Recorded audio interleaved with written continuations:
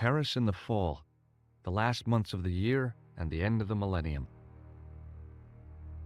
The city holds many memories for me, of cafes, of music, of love, and of death.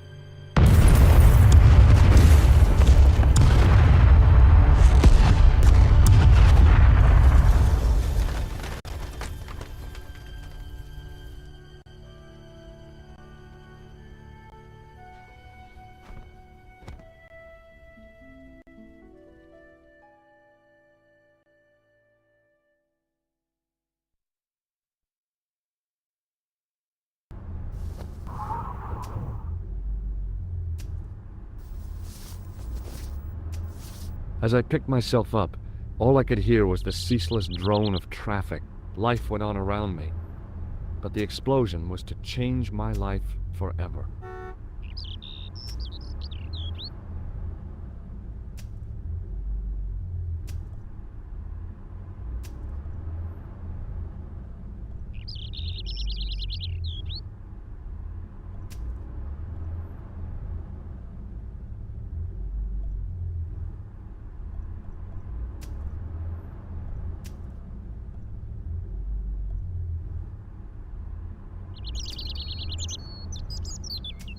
I considered straightening the table, but I figured it best not to disturb the evidence.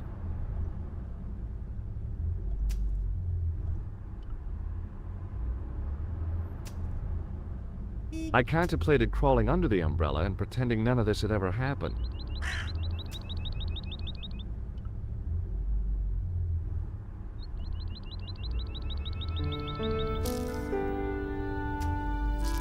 The leading article referred to the visit of a Nobel Prize winner from some unpronounceable Eastern European state. That was the only news story. The rest was rumor, gossip, and sensationalism. Then I noticed the writing at the foot of the page. It read Salah ad-Din, 1345.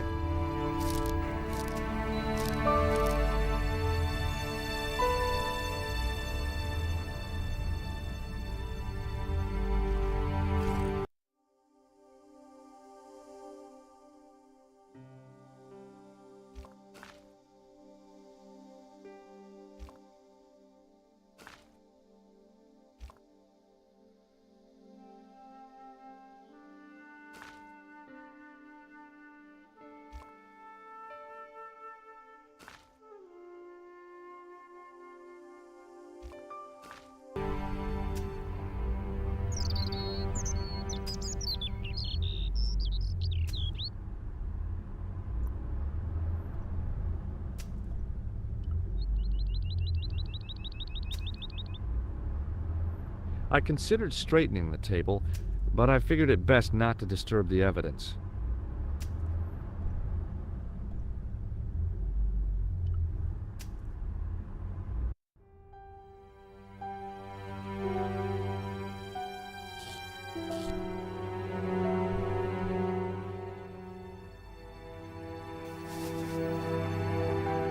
I tried not to meet his stare as I searched the dead man's pockets. No wallet, no papers, no credit cards. The guy's past was a blank page.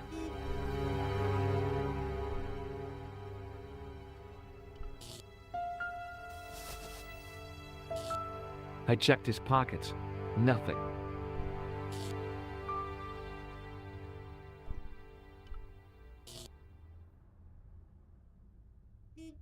I needed a stiff drink, but I hated the taste of brandy.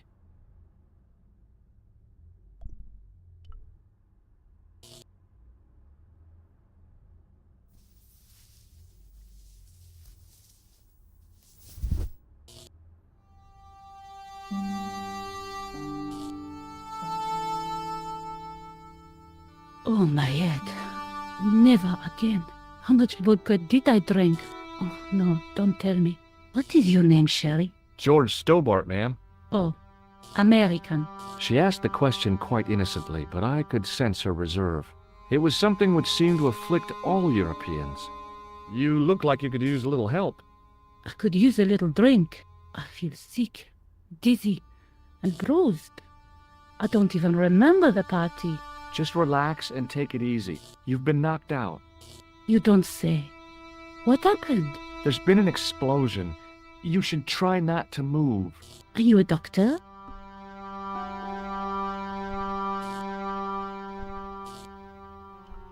Yes, I am. I studied under Dr. Benton. Who is he? Only one of the most brilliant medical minds on this planet. He taught me everything I know about medicine. Can you remember anything at all? No. I need a drink. Pour me a brandy. Is that straight or with ice? Just give me the bottle with a cheat on it. I guess a little drop won't hurt.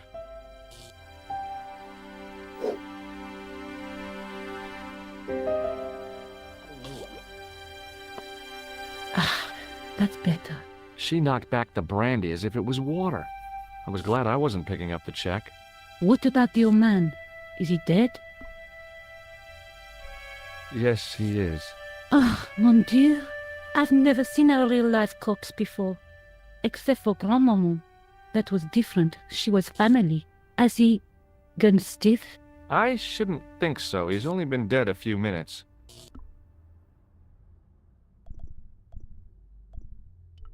Did you know the old man? No, monsieur. I never saw him before. Do you remember what happened when the clown entered? I remember that horrible tune he played all right. It was like a funeral dirge. I'd never liked accordion music either. Did this newspaper belong to the old gentleman? I don't know. Someone has scribbled a note on it. It reads, Salah ed-Din, 1345. Does that mean anything to you? No, monsieur, nothing.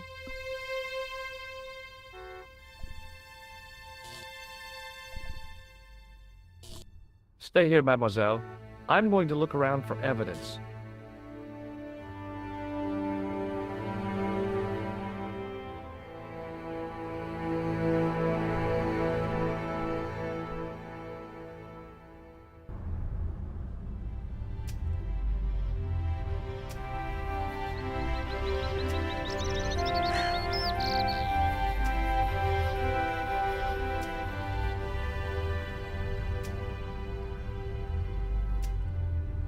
I contemplated crawling under the umbrella and pretending none of this had ever happened.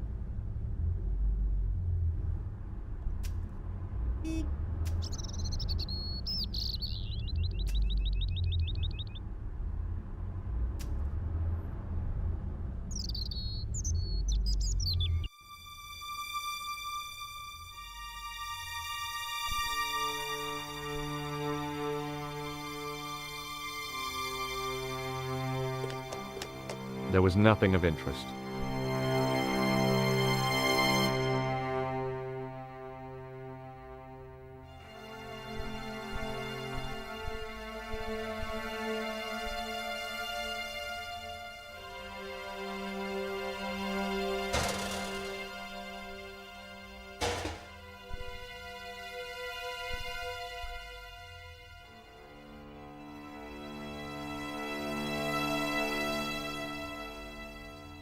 I examined the boxes closely. They were damp and smelly and decidedly empty.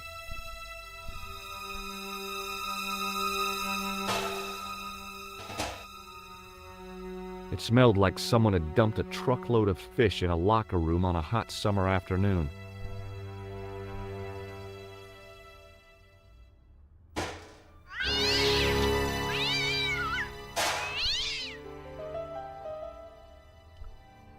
I'd had it with sticking my nose into French trash cans.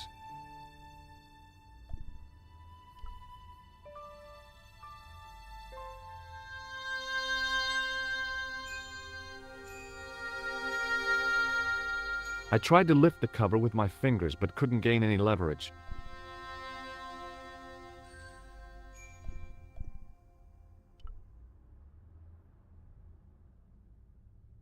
I took a deep breath and prepared to climb the drain pipe.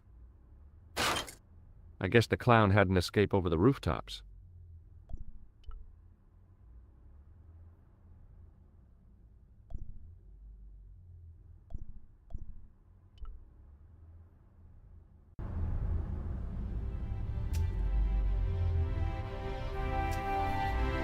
I considered climbing the lamppost, but it wasn't going to shed any light on the affair.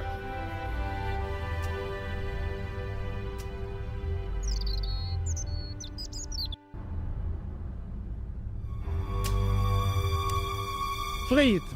Hold it right there. Whoa, don't shoot. I'm innocent. I'm an American. Can't make up your mind, eh? I demand to see the American consul. Drop your weapons and get down on the ground. Put that thing away, Sergeant Moo. I apologize, monsieur, but I cannot permit you to leave. Am I under arrest? Ah, no, I would simply like to ask you some questions. En avant, to the café, marche.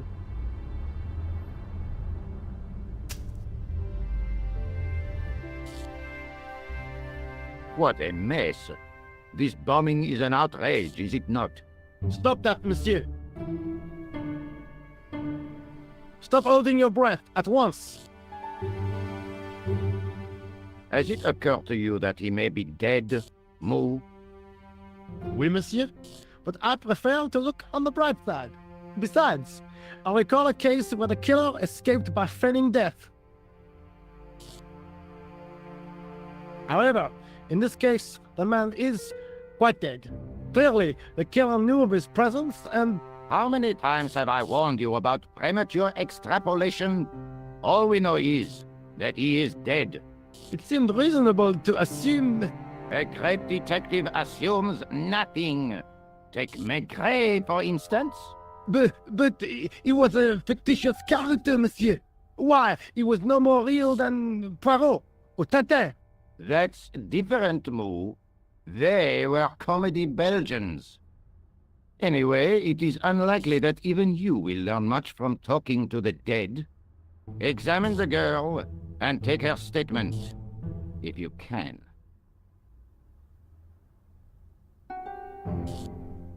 I doubt if she is in a fit state for questioning, monsieur. It smells to me as if she has been drinking. As I feared, we have stumbled upon a den of iniquity, Moo. Leave her to me, sir. I am used to handling drunken women. I do not doubt that for one moment. Et maintenant, to business.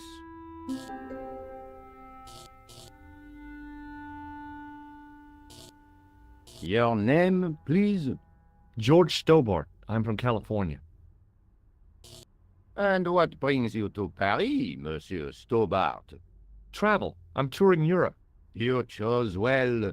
The city is most beautiful at this time of year, no? Yeah, I guess so, apart from the bomb blasts. Were you in the vicinity of the cafe at the time of the explosion? Yeah, I was sitting out on the sidewalk. I was lucky I wasn't killed. The inspector passed over my remark with no reaction. Did you see the deceased enter the cafe?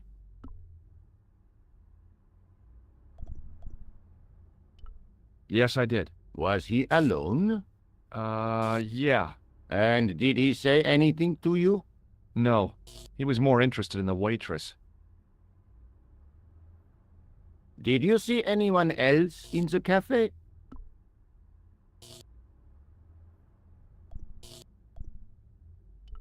Yeah, there was a guy dressed as a clown. He was carrying an accordion. An accordion?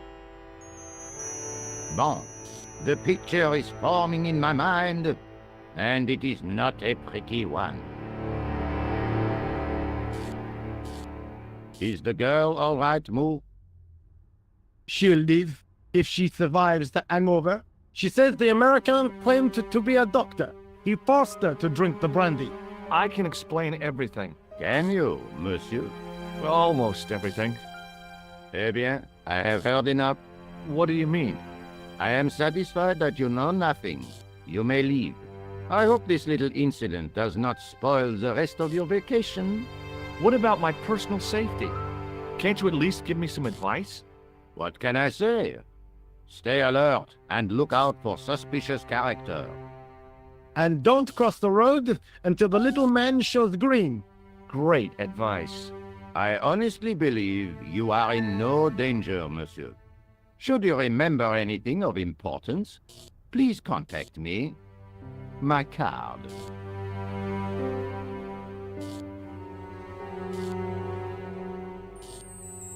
Thanks.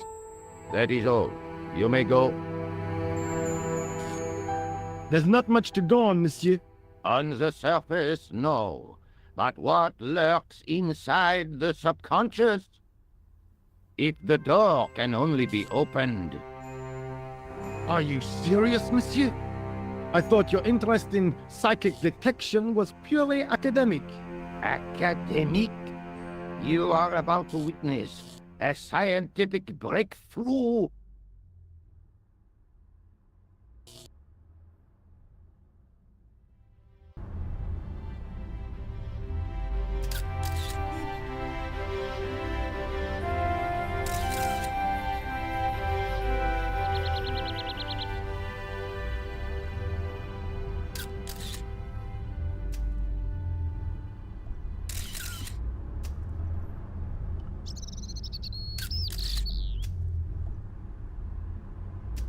The card read, Augustin Rousseau, and gave an address to the south of the Montparnasse Cemetery.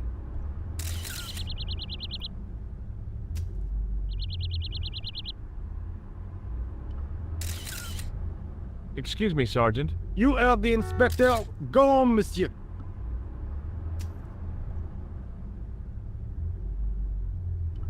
Did you find the victim's briefcase yet? No, sir. The inspector gave me specific instructions to guard this door. Until he countermands these orders or backup arrives, here I stay. I really did see the clown. He ran into the alley across the street. Did you follow him? I lost him. I figure he went underground. Do you know how many kilometers of sewers there are beneath this great city? It's not a question I've lost sleep over. I have no doubt that Inspector Rousseau will organize a proper search. How did you and Rousseau arrive at the scene of the explosion so quickly? You arrived within minutes. Was it a tip-off? Inspector Rousseau's sources are a perpetual mystery to me, monsieur. There are some who say he has made a pact with the devil. And what do you think? I think he is the devil.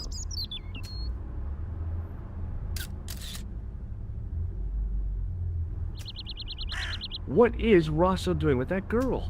He is giving her the once-over, as you Americans say. Huh? Once he gets his teeth into a case, nothing will shake him off. Was he serious about all that psycho-detective stuff? Of course. Inspector Rousseau is a pioneer and a visionary. His revolutionary methods, once perfected, may change the face of law enforcement forever. I can't see it taking off in L.A. I was one of the last people to see the victim alive, Sergeant. Does that worry you? Yes, it does. I feel I owe it to him to find his killer. That is best left to the authorities, monsieur. Did he speak to you? Tell you anything? No, he just grinned and nodded. Don't let it trouble you, monsieur. Go home and try to forget.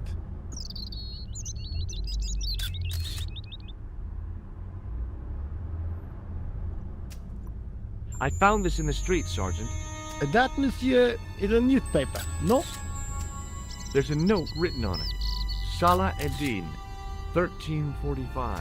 Ah, so the meeting with the clown was planned. How do you make that out? The time of the explosion was between 1:30 and 2 o'clock, n'est-ce pas? I guess so. But what about the name? Aha! That stumped you, hasn't it? I have never been stumped, as you put it, in my life, monsieur. It is the name assumed by the clown, no? Salah Eddin the clown? I don't think so. See you later, Sergeant.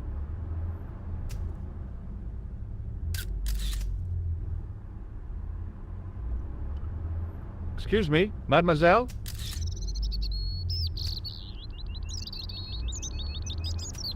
Hi, my name's George Stobart. Oh, an American by the sound of it. Yeah, that's right, on holiday in Paris. Some holiday, huh? You were here when the bomb went off? Sure was. Sat right out front of the cafe. Did you notice a middle-aged man, maybe 60, with an hat and overcoat?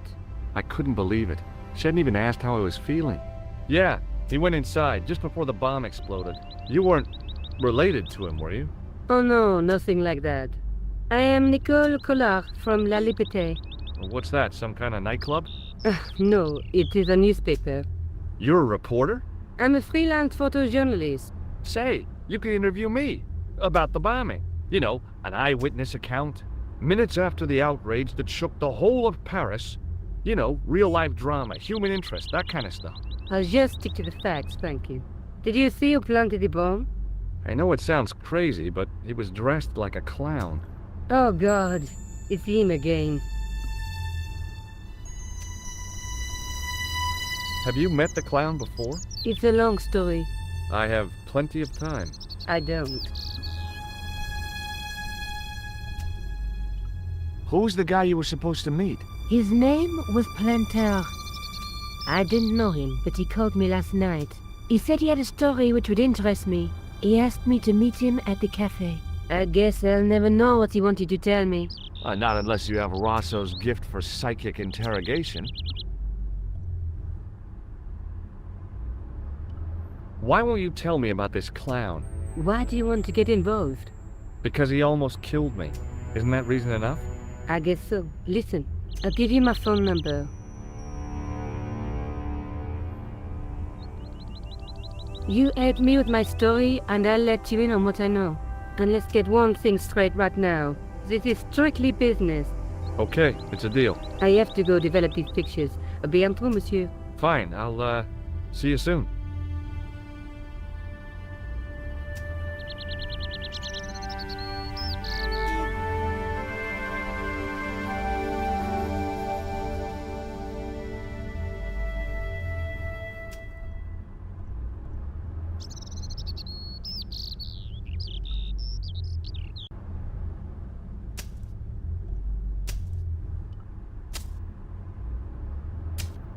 Hi, can you spare a few minutes? I thought you'd been arrested. No, it was a misunderstanding. When he pulled that gun, I thought that was it. Those automatics pack quite a punch, you know? He made a mistake. He thought I was a terrorist. You? A terrorist? Ha! He was only doing his duty, I guess.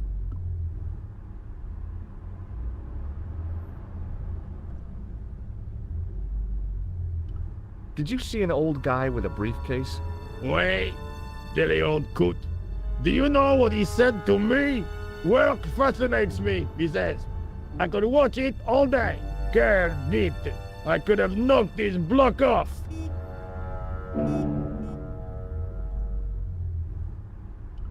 Did you see a clown come by this way? A clown? Like in a circus? Yeah, with makeup and a big red nose. Oh, those guys are funny, aren't they? Not in my experience. I love the circus, especially the horses. You haven't answered my question. Have you seen a clown? You think I've got time to watch everyone who passes by? Some of us have to work for a living.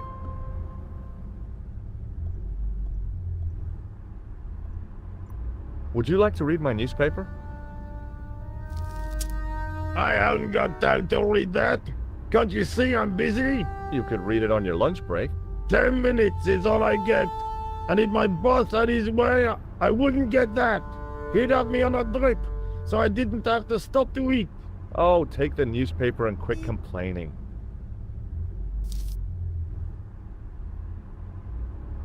Ah, look at this.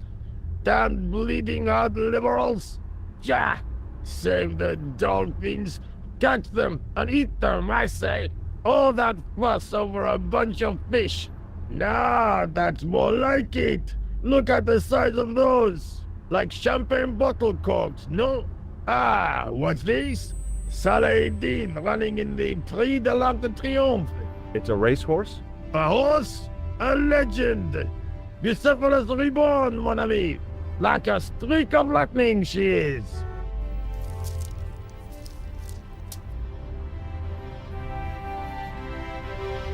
Do me a favor, won't you? Keep an eye on my hole. I'm off to put some money on that knife.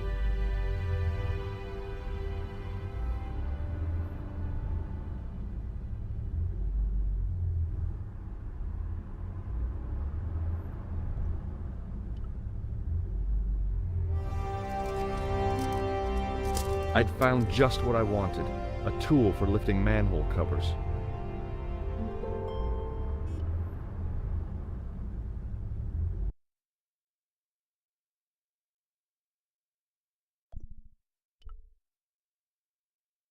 Bonjour, Kula.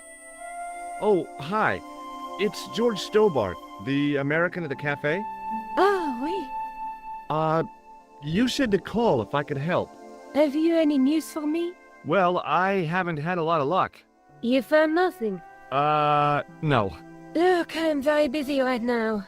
Call me if you have any news, okay? Oh. Yeah, I guess. Adieu, monsieur. Yeah, see ya.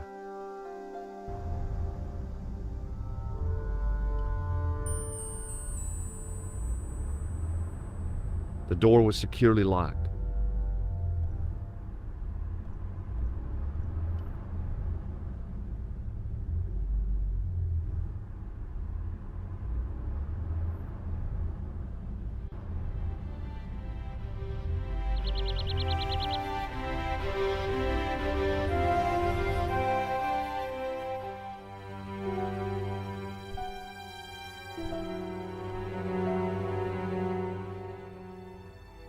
The cover was too heavy and awkward to lift with my bare hands.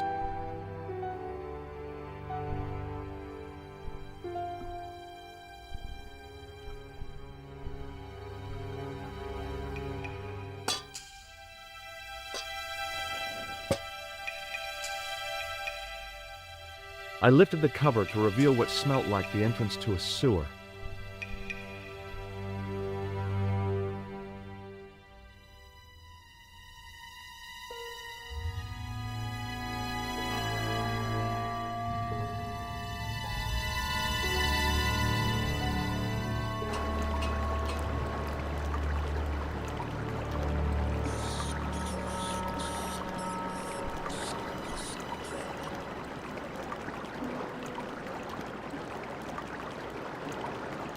As I picked up the plastic ball, I realized it was intended to be worn. It was the clown's red nose.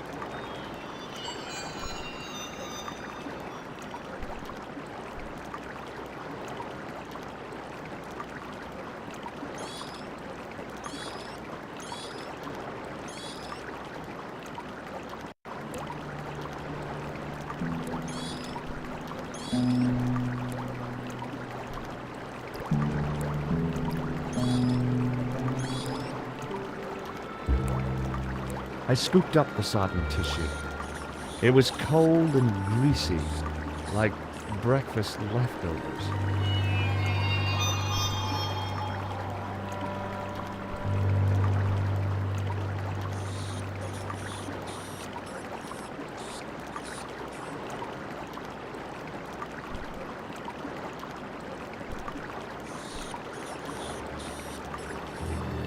I took hold of the scrap of material and unsnagged it from the spike.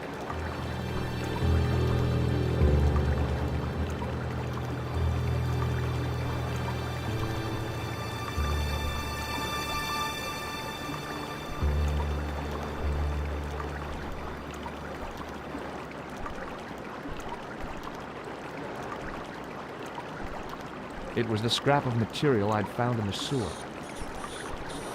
It was the soggy tissue I'd found in the sewers. The nose was hollow. Printed on the inside were the words, La Risée du Monde, Paris.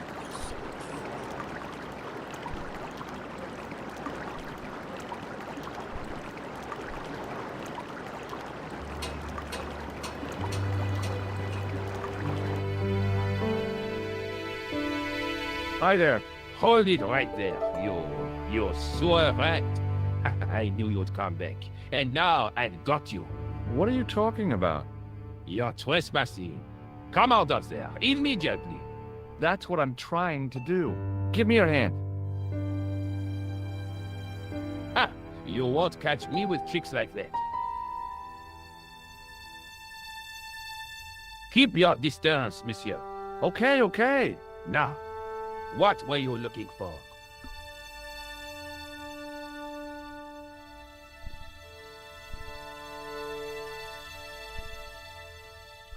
I was looking for a clown. Huh, ridiculous. Do you really expect me to believe that? He planted a bomb in the cafe and blew it up. What? The cafe? Blown up? Mon Dieu, that is awful.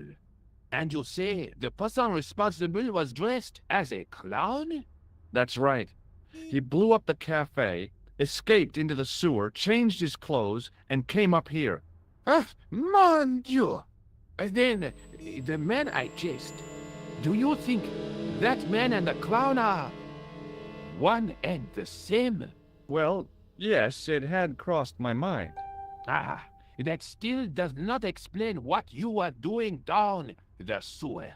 For all I know, you are in league with him. Oh no, I'm just a tourist. Haha, most tourists are content with the Eiffel Tower, the Louvre, or the Pigalle. I didn't realize my waste pipes were such an attraction.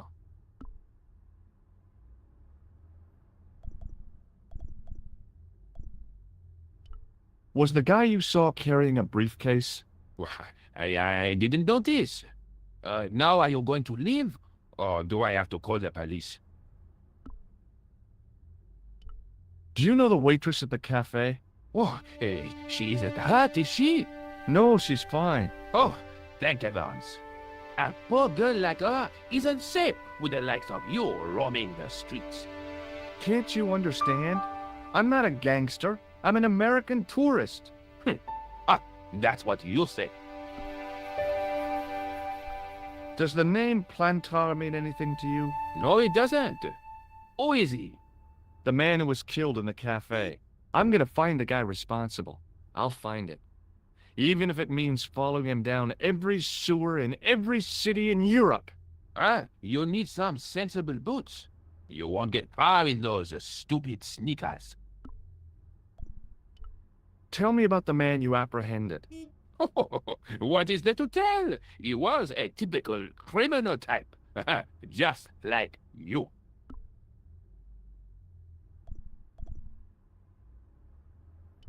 Take a look at this false nose. I've never seen it before in my life. What does this tissue mean to you? Nothing, monsieur. It's disgusting. What on earth possessed you to show it to me? Someone had emptied their nostrils into it. Do you recognize this material? I am not telling you anything.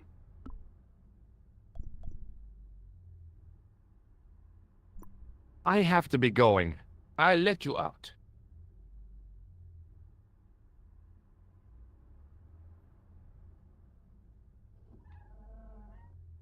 Thanks for your time. Go on, be off with you.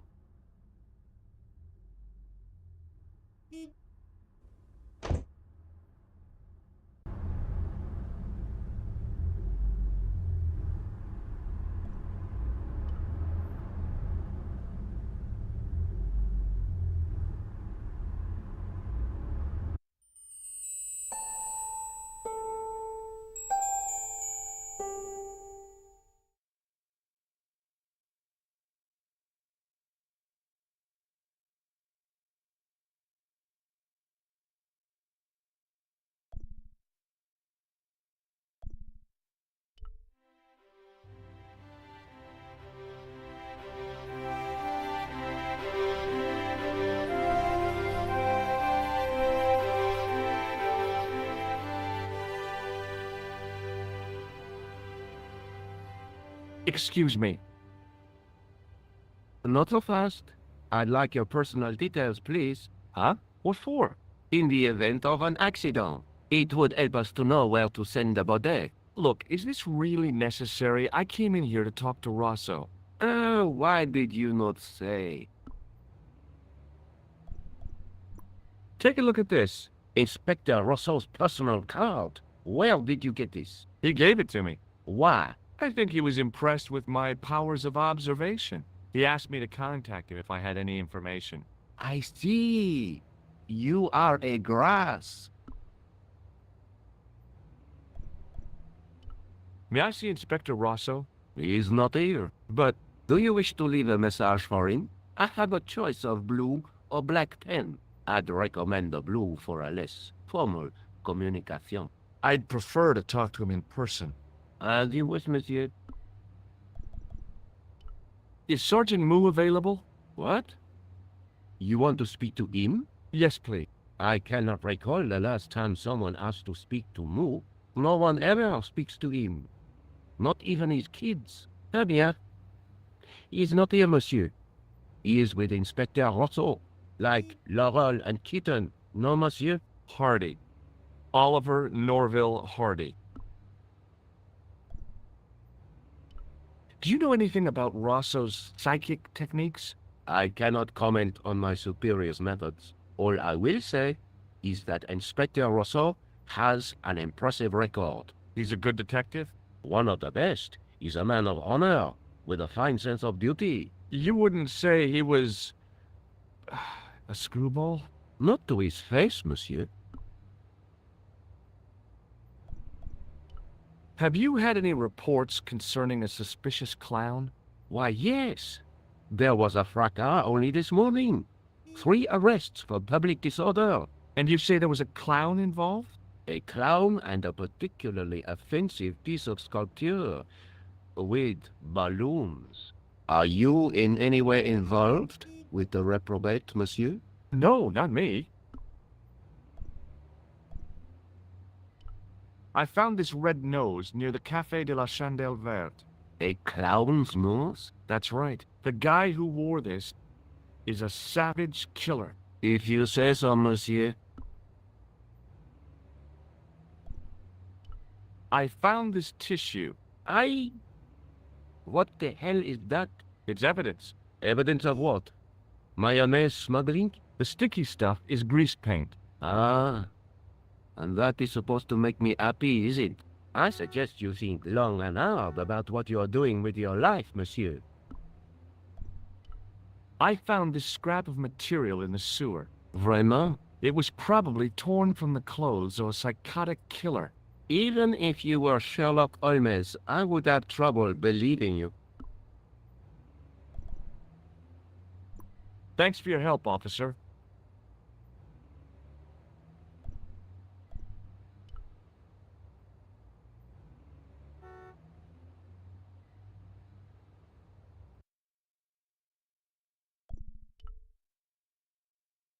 Bonjour, Kula. It's me again, George Stobart. Hi, George. Any news? No. How about you? No, nothing new.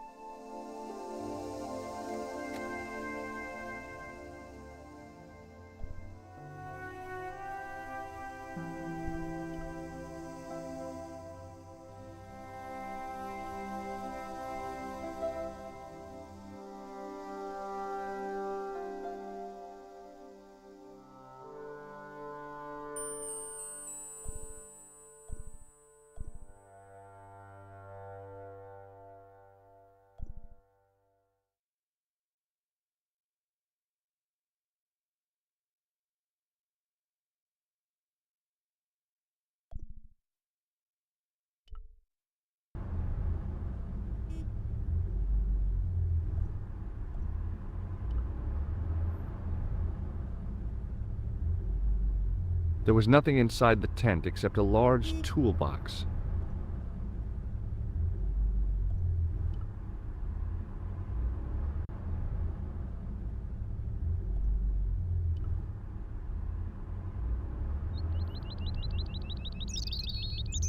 Sergeant Moo?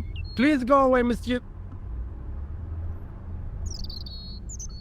I believe this material came from the clown's clothing. If you are right, monsieur, then the clown must be an Englishman.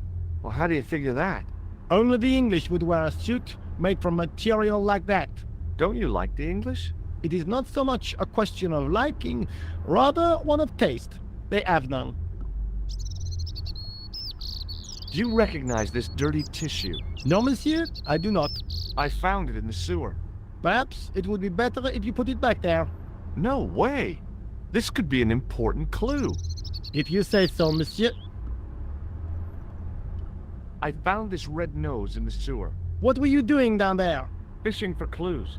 That's where the clown went. You still insist you saw a clown, monsieur? Of course.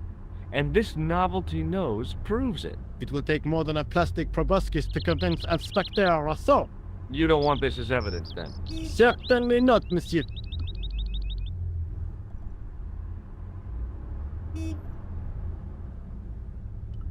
I know the identity of the dead guy. His name was Plantar. Is that so? You knew him, did you? No, but We'll know everything there is to know about him soon enough. I'm trying to be helpful here. The best way you can help us is to go home, monsieur. I've tracked down the clown's movements, Sergeant. Is that so, monsieur? Yeah, there's a man down the street who saw him crawling out of the sewer. Dressed as a clown? No, he'd changed into ordinary clothes by then. So, how did he know it was the clown? He didn't, but all the clues add up. Little children can add up, but I wouldn't let them manage my bank account. See you later, Sergeant.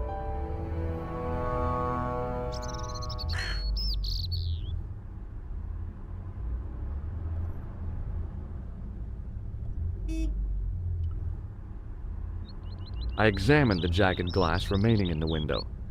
It was broken, all right.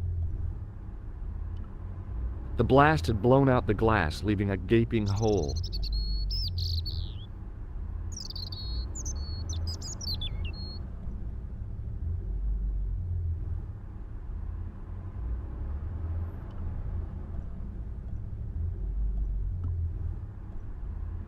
The card read, Augustin Rousseau, and gave an address to the south of the Montparnasse Cemetery. It was a bright red plastic nose, part of a clown's costume. It was the soggy tissue I'd found in the sewers. It was the scrap of material I'd found in the sewer.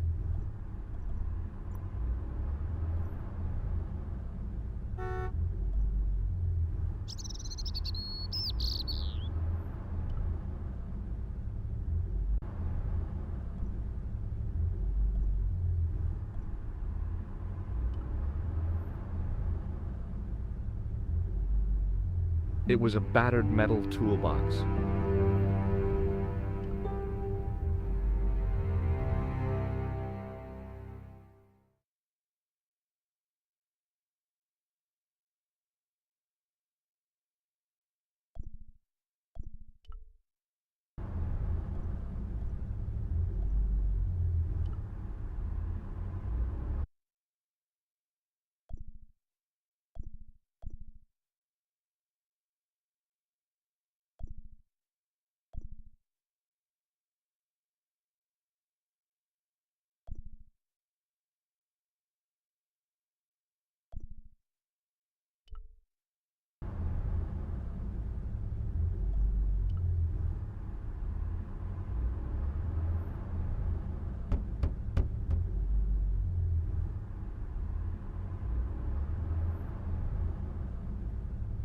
Hi there, remember me? How could I forget? Well, the man with the poor obsession. It's not an obsession. I just like the ambiance.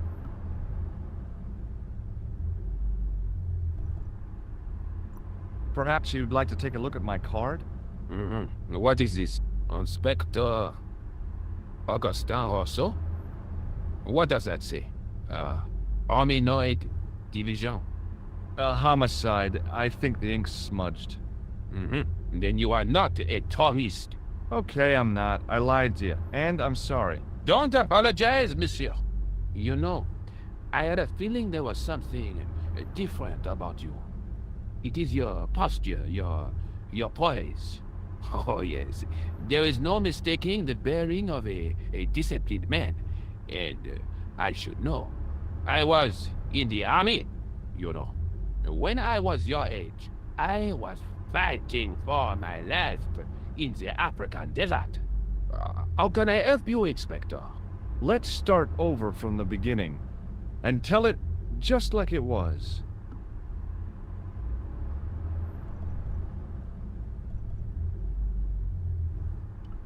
Tell me about the man you apprehended. He was a mean one, monsieur. He grabbed me in an armlock.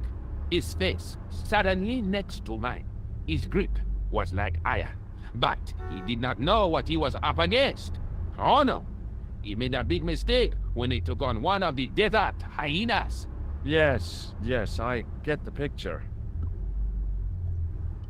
Does the name Plantar mean anything to you? No, it doesn't. Do you know the waitress at the cafe?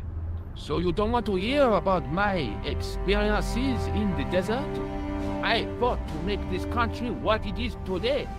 I'm sure you did, but I'm a little short of time.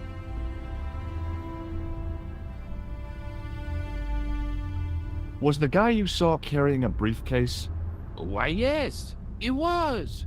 Clutched in his arms like a baby. That belonged to his victim. Oh, what do you think was in it? Drugs? Stolen jewels? I don't know, but the killer thought it was worth a man's life. Nothing is worth that, monsieur.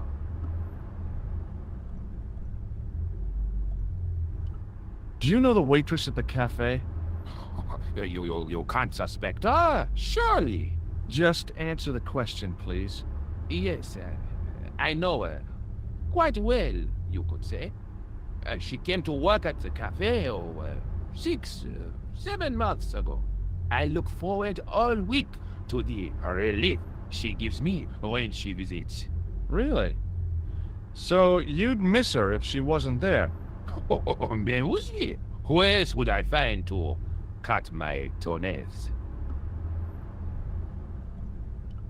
Does this piece of material mean anything to you? That is the same cloth as the jacket I found.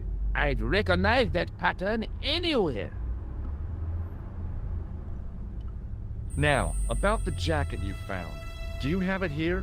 No, monsieur. One of the sleeves was badly torn, so I sent it for repair. A pity, because otherwise it was a fine piece of quality tailoring.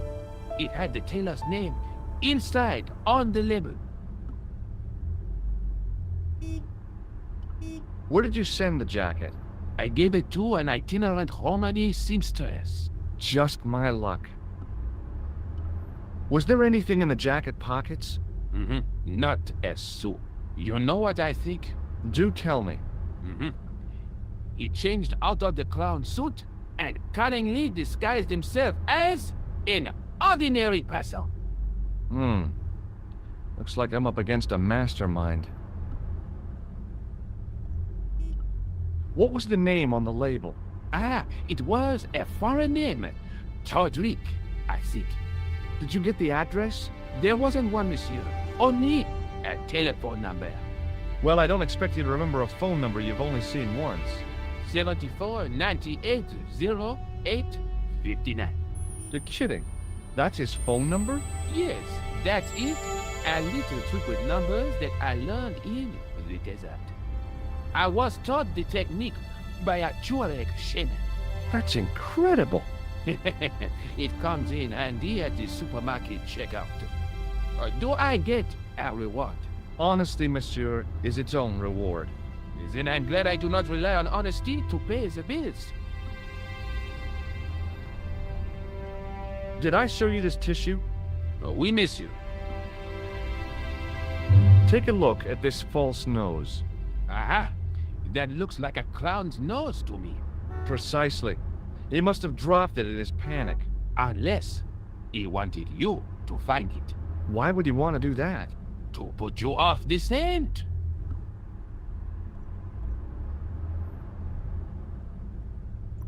I have to be going.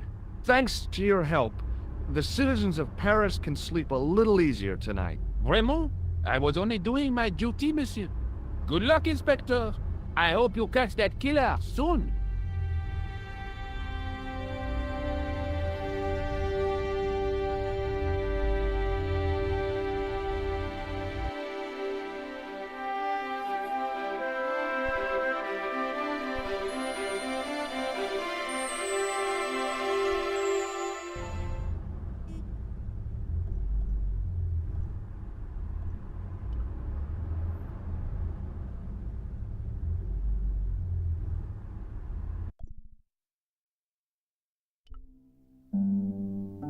Hello?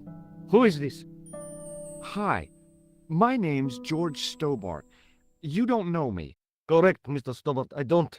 What can I do for you? Well, I'm trying to trace one of your customers. Could I maybe come over and talk to you? No. No, that's not possible. Oh, okay. Forget it. Listen, all I want is a name. What are you talking about? Who are you working for? I guess you might say I'm acting in the interests of truth and justice. Ah, thank God. I thought you were the police. There are innocent lives at stake, Mr. Todrick. Lives that you could save. You're collecting for charity, yes? No, I'm not. All I want from you is information.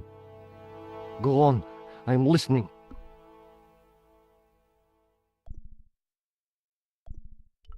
Do you know a guy called Plantar? No, I never heard of him. What do you know about the clown who bombed the Café de la Chandelle Verte? I don't have no idea what you're talking about. You're cool, Todrick. But I think you know more than you're saying. I don't know who you be, but sure I am you don't know what you're talking about. I don't know if you're saying that to make me think you don't know what I mean, but, this is ridiculous. Quit playing games with me, Todrick. I tell you, I know nothing about no clown. Did you know that one of your customers was a part-time clown? If a guy feels happy with a funny nose and custard down his pants, what's the problem?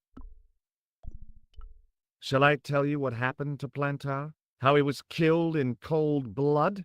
I told you, I never heard of Plantar. I expect Plantar's a family man, don't you? In their little apartment, Madame Plantar is cooking the supper, listening for the familiar sound of her husband's key in the door.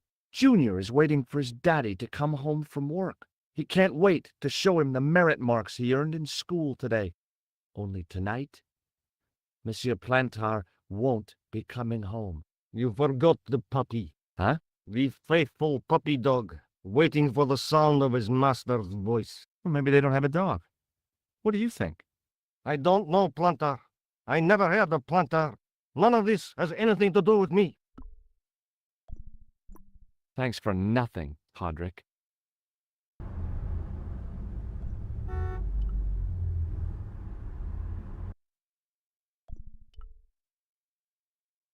Bonjour, Kula. It's me again, George Stobart. Hi, George. Any news? You bet. I met a witness who spoke to the clown. And I know where the killer gets his suits. No kidding. Hey, I'm impressed. You are? Well, it wasn't easy. Look, why don't you come here to my apartment? Fine. Where do you live? 361 Rue Jarry. Okay, I'll come right over.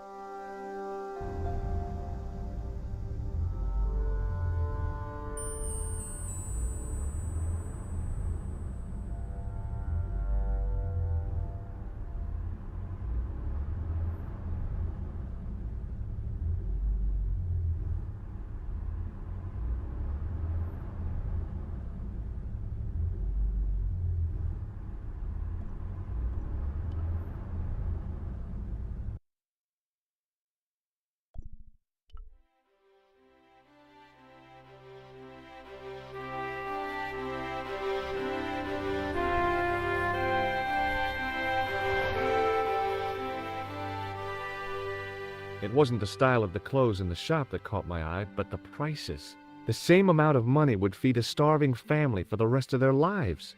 I guess people who buy that kind of stuff don't have a problem with their consciences.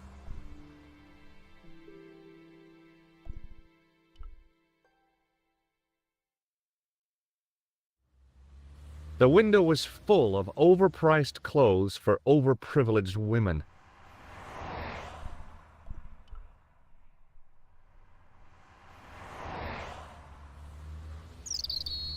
Oh, hi. Bonjour, monsieur.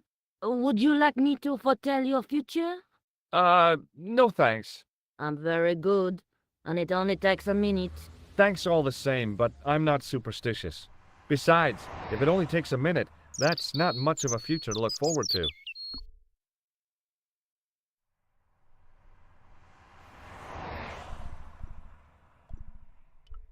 Are the flowers for sale? Oui, monsieur. Okay. I'll take a bunch of those white ones. I wouldn't do that if I was you. No? They are lilies, monsieur. Some people associate them with death. Yikes. Well, thanks for telling me. What other flowers do you have? Dahlias? What do they signify? Insecurity. I don't want to give her the wrong idea about me. What about the tall yellow ones? Those are iris, the flame of passion. And the little yellow ones? Sensuality. Well, they're no use to me. I want to make an impression, not jump down her throat. Do you know a young woman called Nicole Collard? Yes, I do. She lives upstairs from me, in the apartment block across the street. The door isn't locked, but you'll need to give it a gentle nudge. It sticks, you see, because of the damp. The landlord said he'd fixed it before winter sets in. He's been saying that for 3 years. How long has Mademoiselle Collard lived here? A few months. She's in for a shock when the cold weather comes. Drafty windows, insufficient heating, it's a struggle to keep warm. The only reason I stay is because the rent is cheap. Your young lady, she deserves better. I thought Mademoiselle Collard was a successful photographer.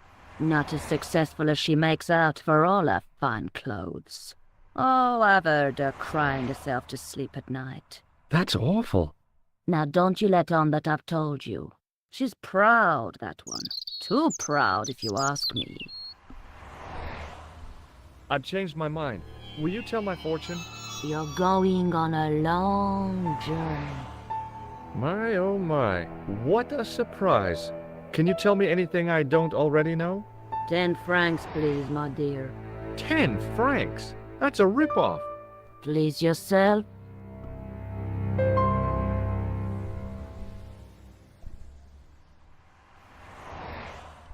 How does this fortune-telling routine work?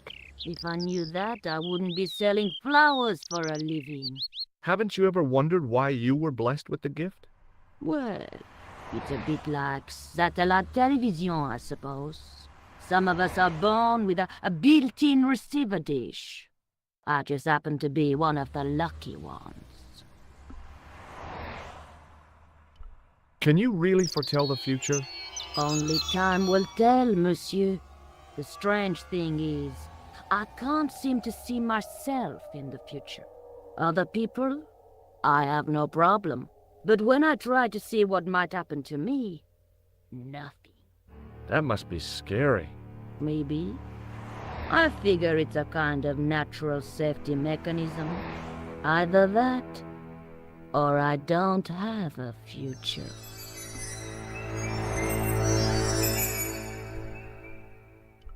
Do you recognize this nose? No, monsieur. What can you tell me about this tissue? Nothing? What can you tell me about this material? It's a very expensive piece of cloth, monsieur. See you later. That's right, monsieur. You win.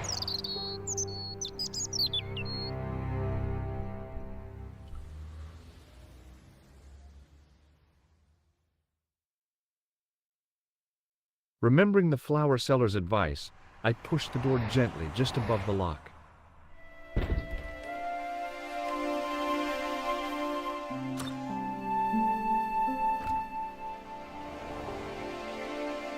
Bonjour. I'm glad you could make it, monsieur.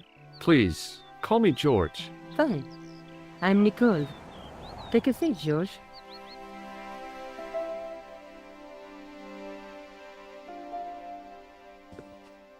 Eh bien? And what have you been up to? I've been exploring the sewers beneath the cafe. I thought I could smell something bad. The clown used the sewer to escape and to change out of his costume. I guess he was in a hurry. He left his jacket behind. And? I got his tailor's phone number. What's more, I know where he hired the clown suit, too. You had better luck than I did. Luck, she said. Luck! Hard work, I'd call it. What happened? I took my photographs to the editor, but he wasn't interested. Can you believe it? He told me to drop his story. But you're not about to do that. Oh no. I am going to find out what's behind these killings.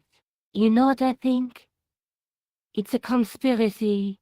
The police in 3 different countries have kept very quiet about the murders. The press don't connect them at all. They blame them on political, religious, or militant minority extremists. That covers just about everyone.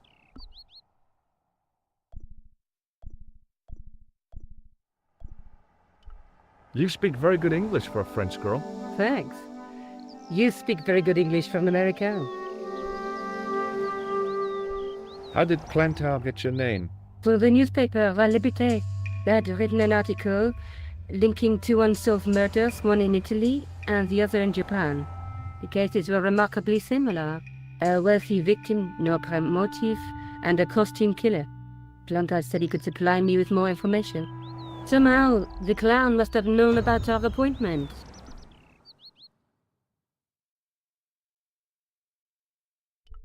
Tell me more about the clown's previous victims. The first was Arno Bellotta, the millionaire pharmaceutical baron. He made his money from amphetamines in the post-war slimming and diet boom. Imagine it! Millions of housewives literally speeding their butts off. Was he killed for his money? No.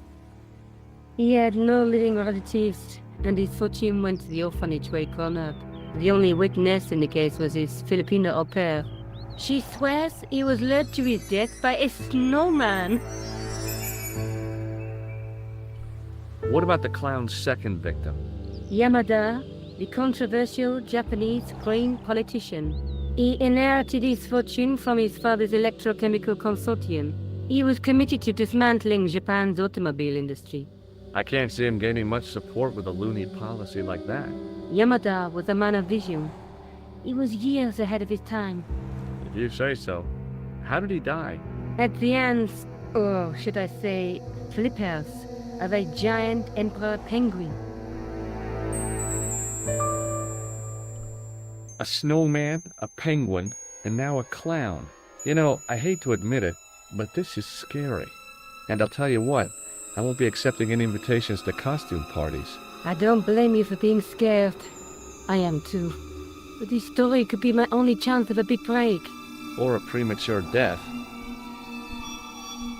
May I use your telephone? Sure, go ahead. Thanks.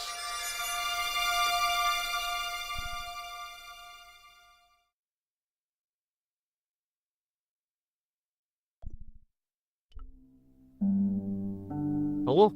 Who is this? Mr. Todrick? Oh, it's you again. What now? Forget it.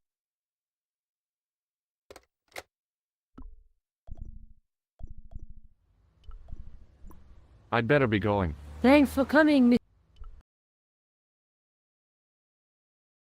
Monsieur Stobart. Call me George, and it was my pleasure. If I track down the clown, I'll let you know.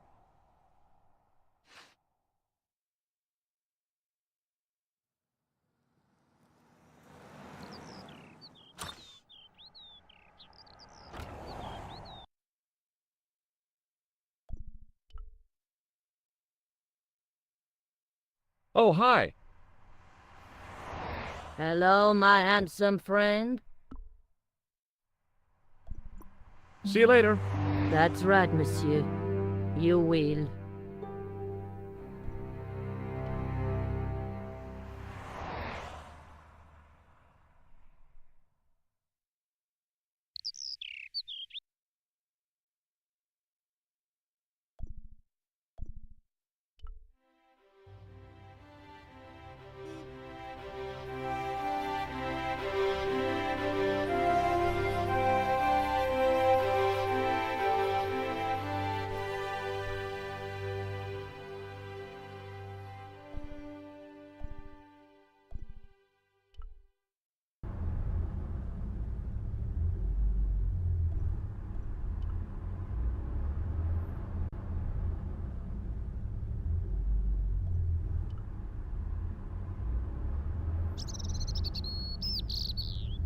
Sergeant Moo? Yes.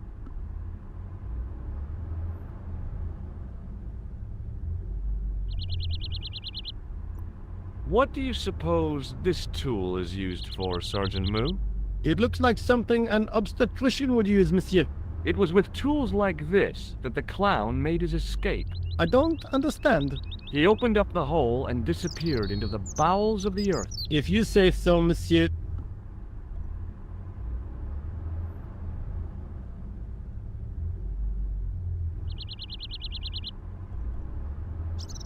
Did I show you this material, Sergeant? Yes, monsieur. It is horrible. See you later, Sergeant.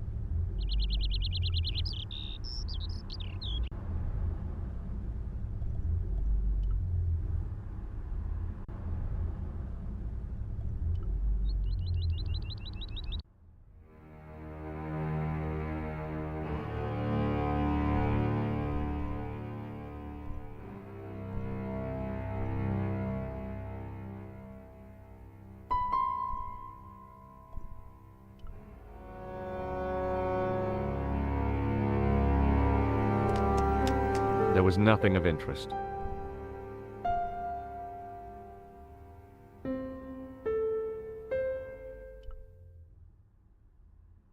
The cover was too heavy and awkward to lift with my bare hands.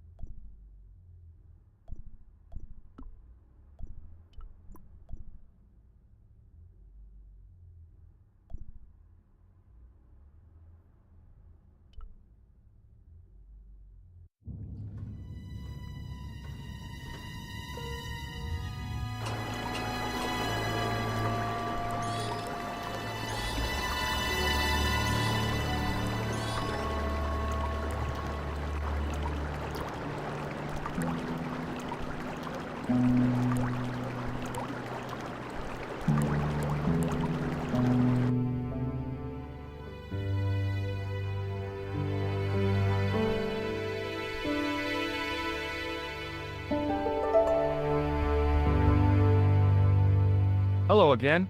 Yes, Inspector.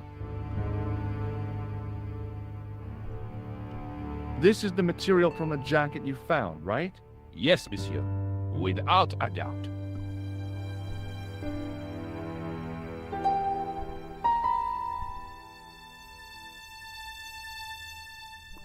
I have to be going. Good luck, Inspector. I hope you catch that killer soon.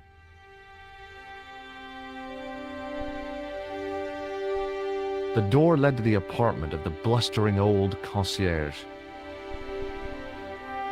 It looked like some kind of antiquated invalid carriage, with passenger seats. The door was locked.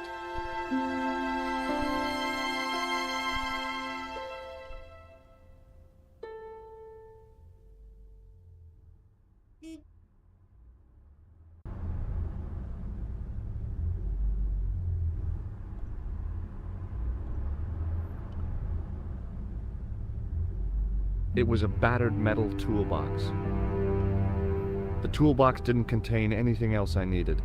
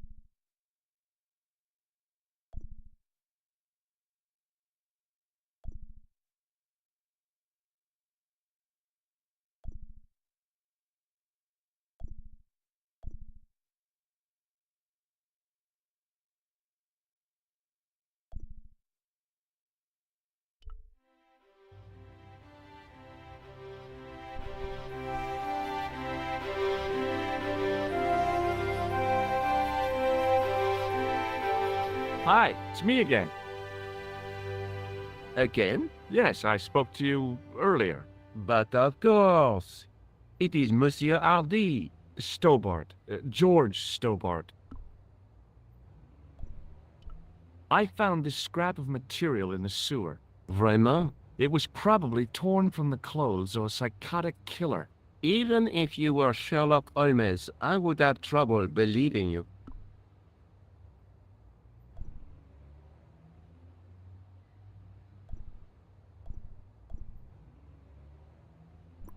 Thanks for your help, officer.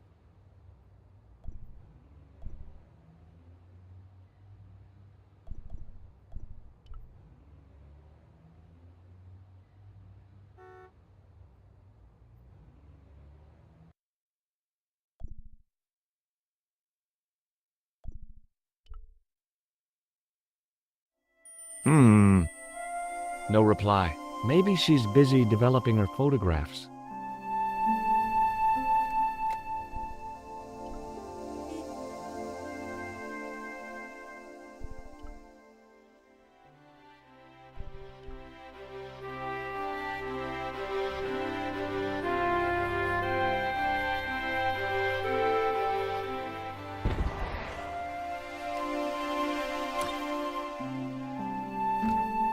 Hi, it's me again. So I see.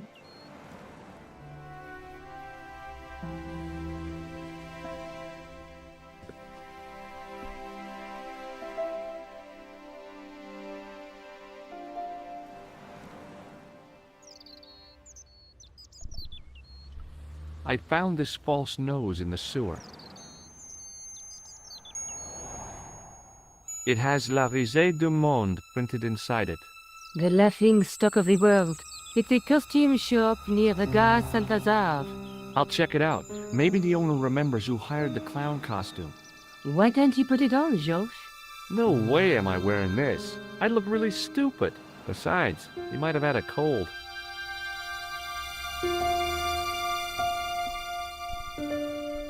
I found a piece of material near the cafe.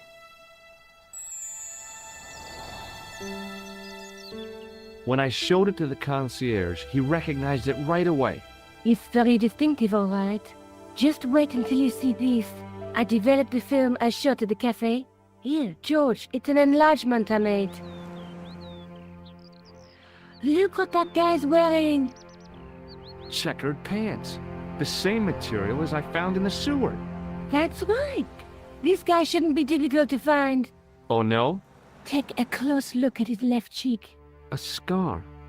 In the shape of a horseshoe. Oh, a crescent moon.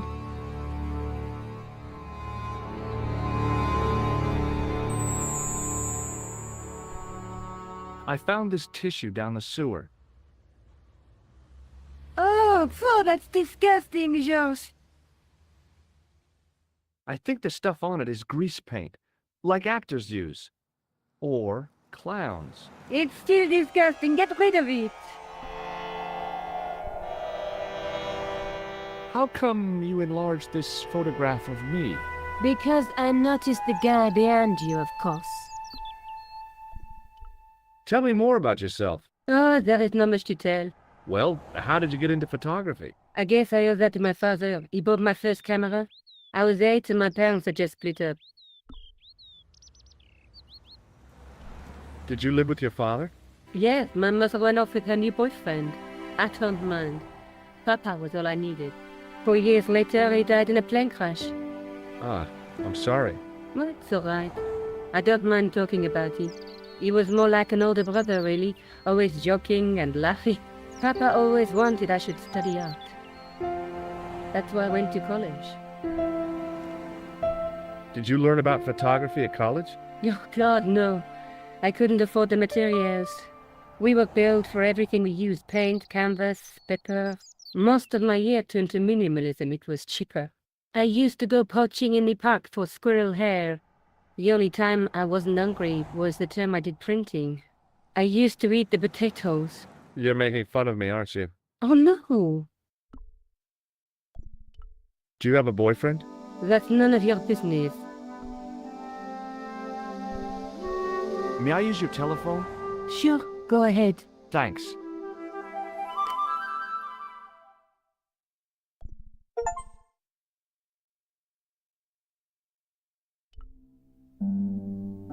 Hello? Who is this? It's George Stobart again.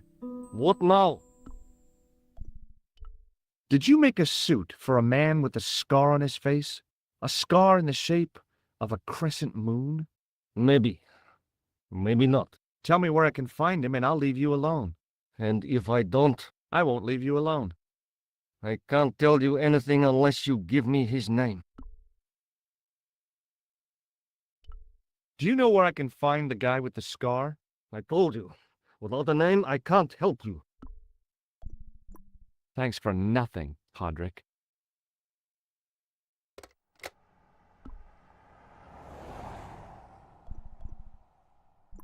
I'm going back out to search for that clown. Where? I guess I could visit the costume shop. Good idea.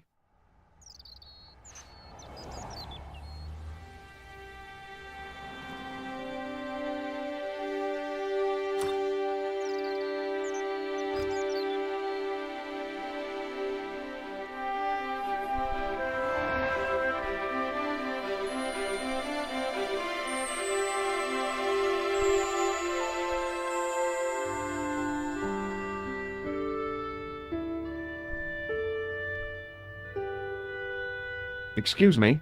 Bonjour, monsieur. Please, come in. Welcome. Leave the mundane world behind, but in these four walls, fantasy is king. I don't want a costume. Didn't you ever dress up when you were a child? Not that I remember. Incredible! You'll be telling me next that you never shared your elder sister's lingerie. I don't have a sister, and I think I'd look pretty silly in a brassiere. I just need some information. Of course. How can I help you? Do you recognize this man? Oui, monsieur. I sold him some grease paint. Are you sure this is the man who bought grease paint? Oui, monsieur. Are you sure this is the man who bought grease paint? Oui, monsieur. I'm looking for a man who hired a clown costume from you. Oui, monsieur. I do not see how I can help. Don't you keep a record of costumes that you've rented out? Of course, monsieur, but... Well, then I'd like to check your records. Give me the names of everyone who's rented a clown suit. Impossible. There are too many. The clown I'm looking for is a cold-blooded killer. Give me his name, and I'll see he's brought to justice. I'd help you if I could, but you can't expect me to remember all my customers. You see, the clown costume is our most popular line, monsieur. On average, we hire out more than 30 clown suits a week. You'll have to give me more to go by. A description, perhaps?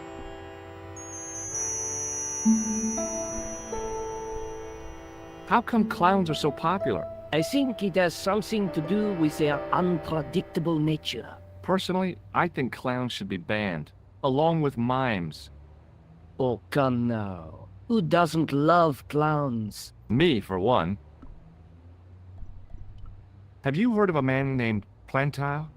I do not recall anyone of that name. Do you want this red nose back? Not after it's been worn, thank you. Does this dirty tissue mean anything to you? Let me smell that.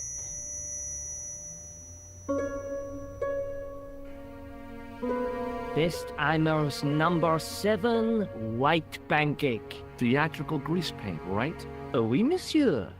La crème de la crème of Thespian accoutrement. Have you sold any of it recently? Yes, 2 cans. Are you sure this is the man who bought grease paint? Oui, monsieur. He chose 2 costumes. Bozo the clown and Seamus the pixie. A pixie? Very smart. Green silk with a taffeta lining. He gave me his name as Monsieur Khan. Are you sure this is the same man who hired the clown suit? Certainement, Monsieur Khan.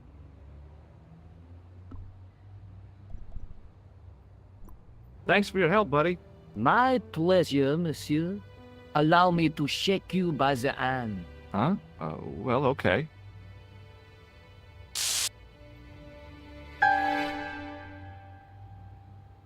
What are you trying to do, kill me? You did not find it amusing? I never saw the funny side of electroshock therapy. Eh bien, it is yours to keep. A gift? Do I need a license? No, but I give you a word of warning, monsieur. What? Remember to switch it off before you visit the toilet.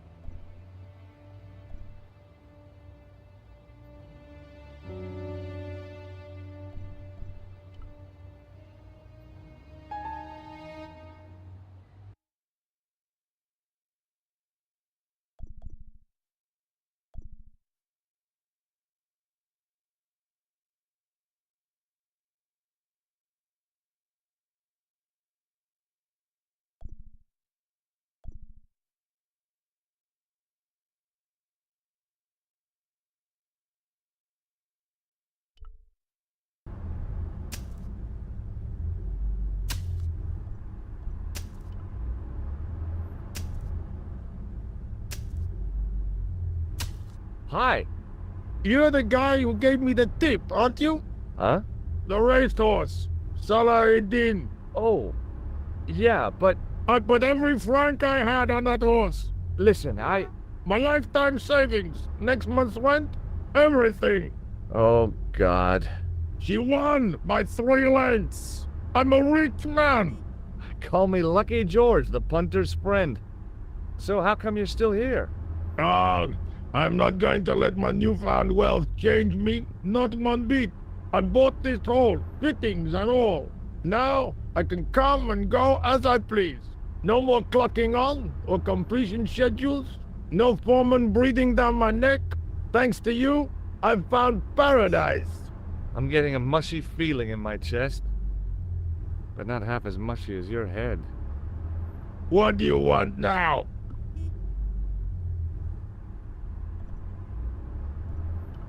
Look, I know you're busy, but surely you'd have noticed a clown. I told you already. I didn't see a thing. He was wearing multicolored baggy trousers and makeup. He'd be a poor sort of clown if he didn't. Listen, I have to find that clown. He's a killer. Say, who are you anyhow? A cop? No, of course not. I mean, do I look like a cop? I guess not. How do you know this guy's a killer? Did you see him in action? Didn't you hear the explosion? The cafe was blown up. I wondered what that bang was. Any bodies? Yeah, an old man was killed. Merde. I didn't think it was that serious. What about the waitress? Oh, she's fine. Thank the saints.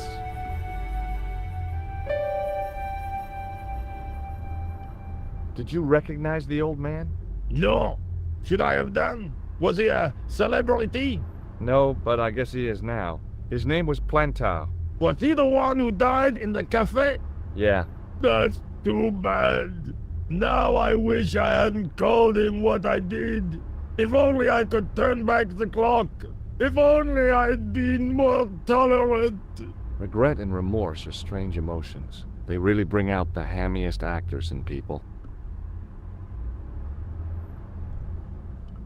Do you recognize the man in this photograph? No, I don't. Would you like to shake hands with me? No, I wouldn't.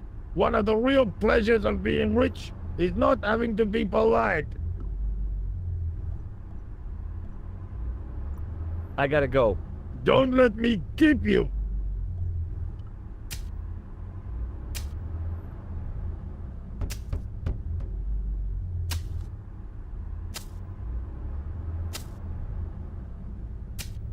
Hello again. Yes, Inspector. Do you recognize the man in this photograph? Yes, I do. It's that villain I told you about. Do you recognize the man in this photograph? Yes, I do. It's that villain I told you about.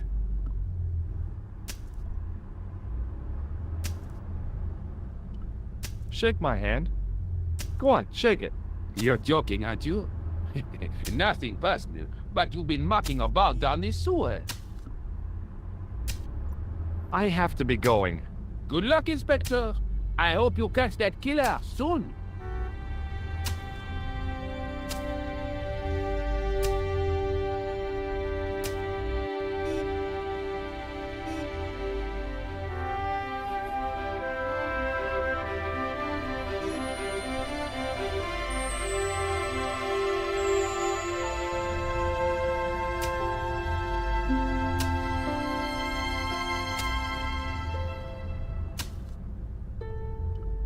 Set into the huge gate was a smaller access door.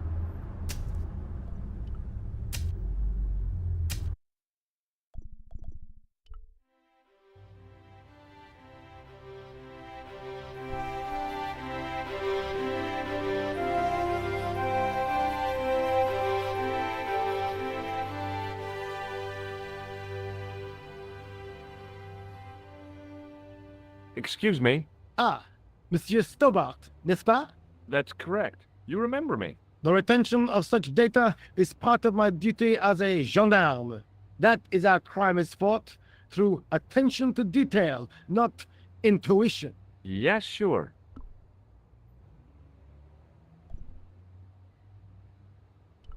Is Rosso here? Yes, he is. You wish to speak to him? Yes, I do. One moment, monsieur. Stobart is here to see you, monsieur. Did he say what it was about? No, monsieur. Very well.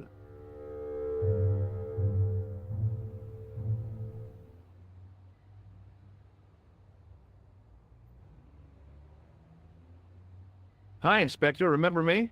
But of course, Mr. Stobart, my mind is a well-ordered faculty. A mental classification system that's the envy of the Bibliothèque Nationale. No tricks, mark you, monsieur. Just exercise. Just as our muscles waste through inactivity, so our minds decay. But there is no need. If only people would learn to exercise their wits daily. If he was trying to impress me, it worked. He was pompous and patronizing, but he had style. Eh bien, if you called about the bombing, you're too late. Investigations have been closed. But I've been taken off the case. What about the murderer, the dead guy? It is out of my hands.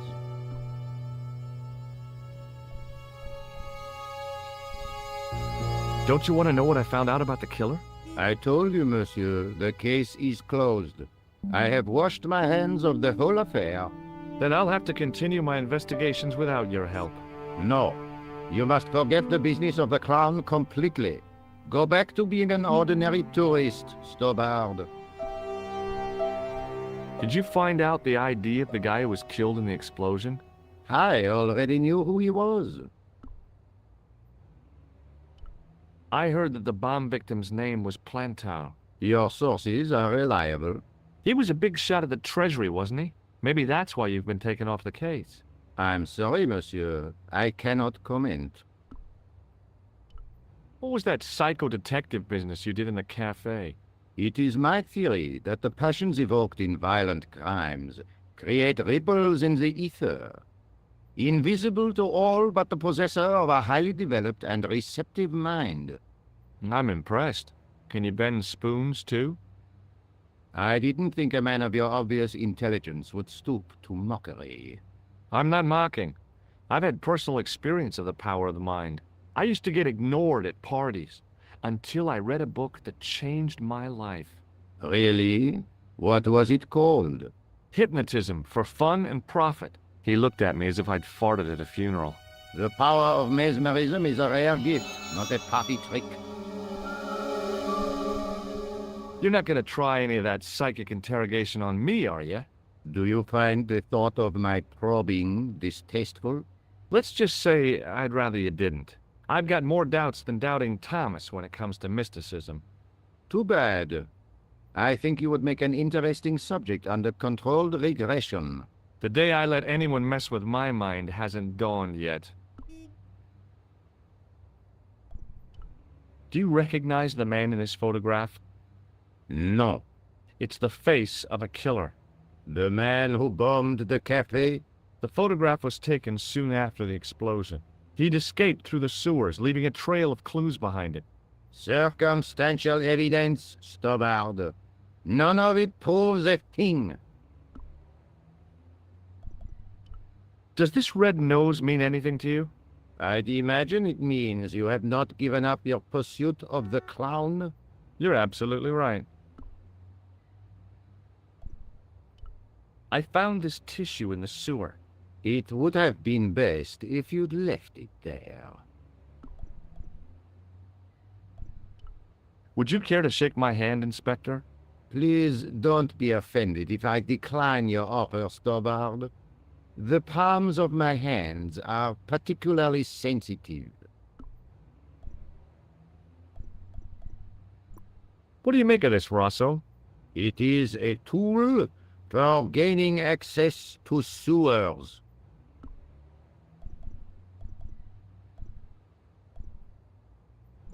So long, Inspector.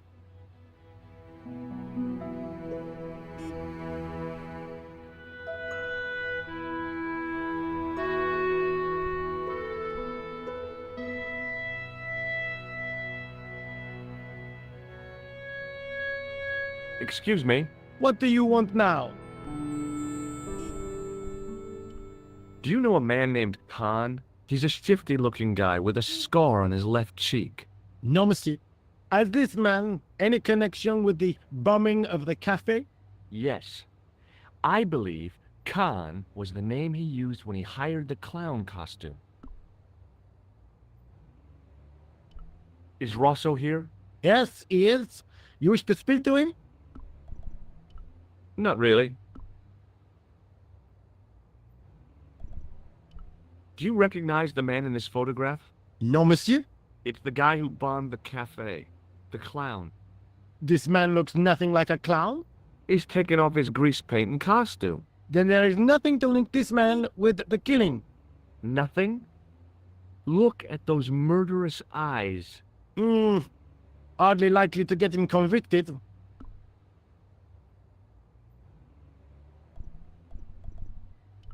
Are you sure you don't want this false nose? Don't try my patience, monsieur. See you later, Sergeant.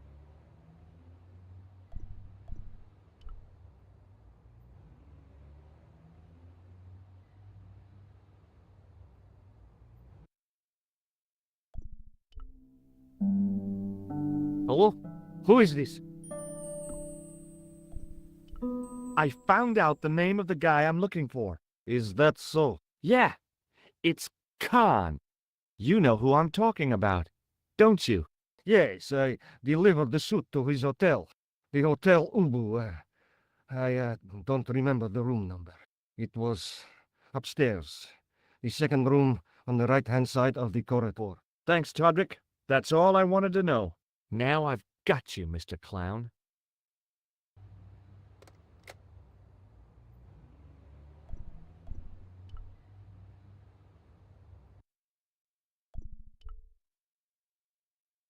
Bonjour, couleur. Hi, it's George. I have the address of the killer's hotel.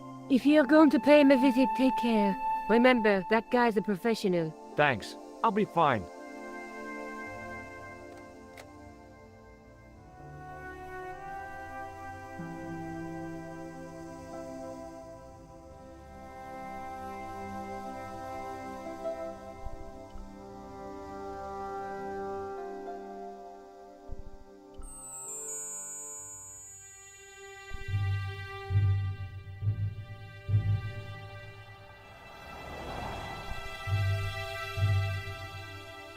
The guy looked just like a weasel. The man looked like an amiable Bigfoot.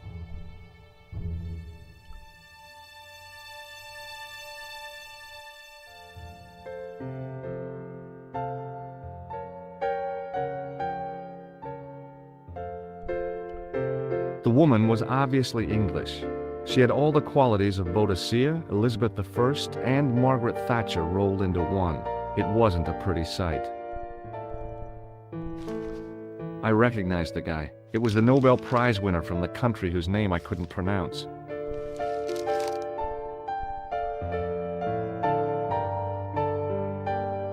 Hi there, ma'am. Well, hello. What can I do for you? I'm looking for a man. You disappoint me, my dear. For one foolish moment I thought... But never mind. Aren't you going to tell me your name? George Stobart, ma'am. How sweet! I once had a stable boy called George. I am Lady Piermont. The common reaction is to kneel and stutter, but it's not obligatory. A real lady? I mean, you're an honest-to-God aristocrat? Oh, I don't know about that. Few of my ancestors are honest, not even to God. I can trace my family back to the Normans, but don't let that intimidate you, George. Beneath that impressive pedigree, I'm just flesh and blood. The blood may be blue, but the flesh is the plump beef of old England, so to speak. You appear distracted, George. Is there any way I can help you?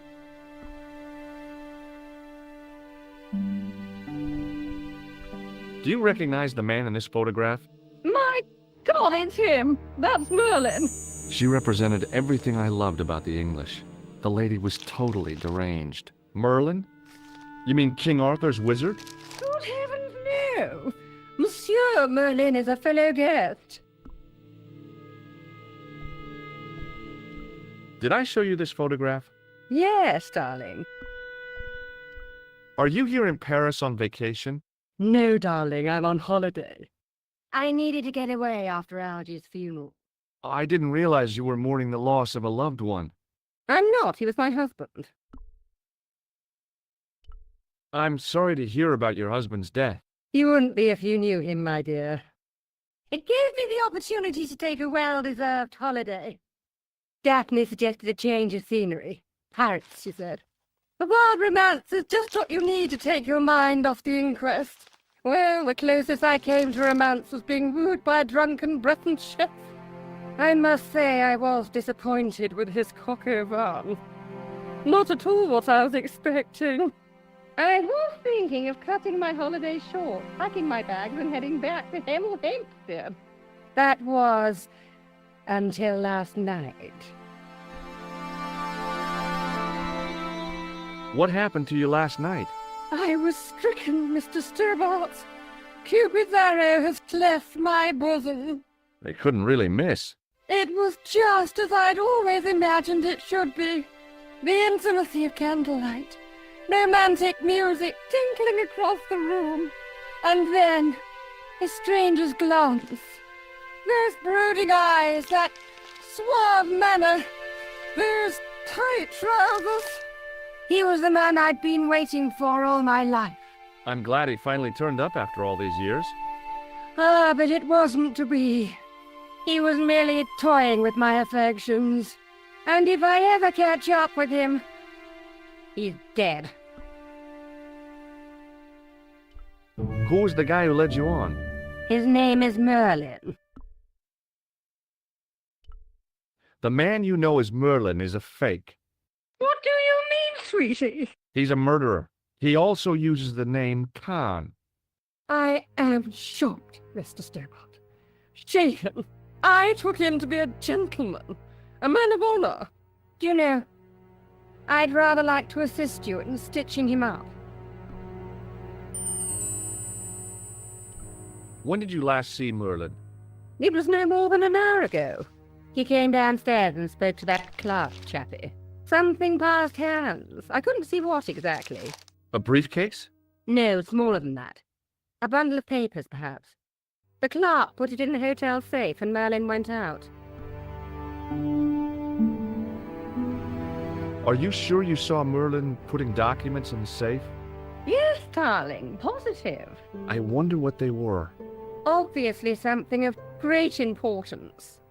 Yeah. I'd sure like to get my hands on whatever it is. I'll bet they had something to do with Plantow's briefcase. Has Merlin returned to the hotel? No, he hasn't. Are you going to search his room? If I could get in there, I would.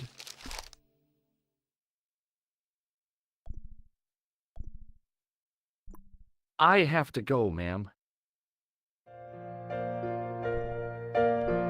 It was a magnificent old Steinway piano. The figure of a sexless youth was frozen in mid-skip with a silly grin on its stone lips.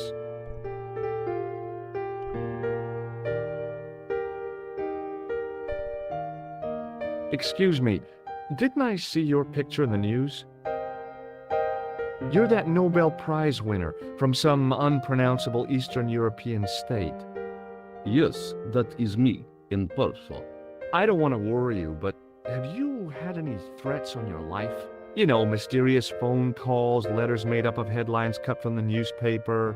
I don't know what you're talking about. Do you recognize this man? He calls himself Khan. Yes, I know this man. Why do you carry his photograph? I'm a private detective. Have you seen a clown? I beg your pardon? The clown. A guy in funny pants. Have you seen him? My pants are from England, Marks and Spencer.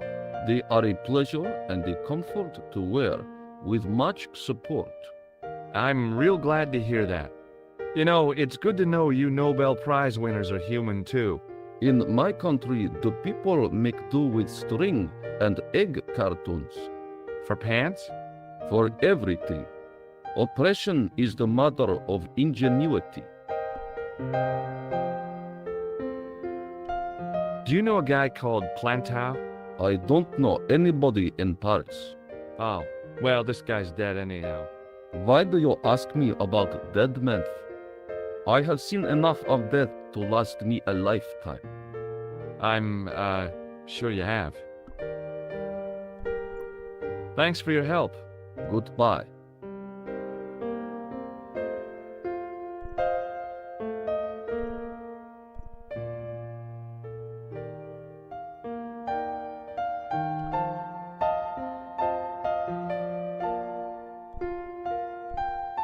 It was the register of guests staying at the hotel. Hanging from a brass hook was a key and a plastic tag.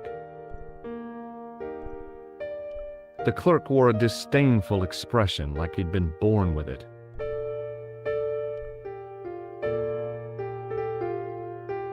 I want some information. Who are you? The police? I'm conducting a private investigation. Ah, I know only too well what you mean. That is one of the drawbacks of the catering business. When people book into an hotel, they leave their morals at home, no?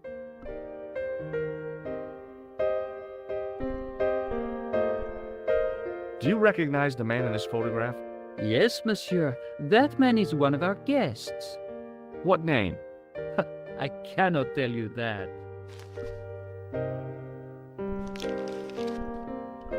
Can you tell me which room the man in the photograph is taken? Oh, no, monsieur. That information is confidential. Would it make a difference if I told you the guy in the photo was a murderer?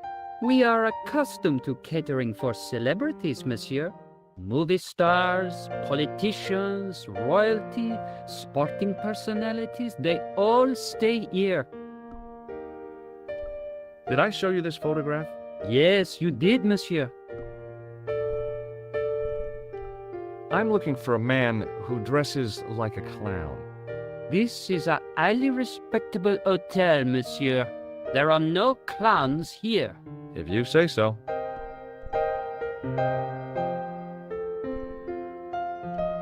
Do you know a man named Plantow? No, monsieur.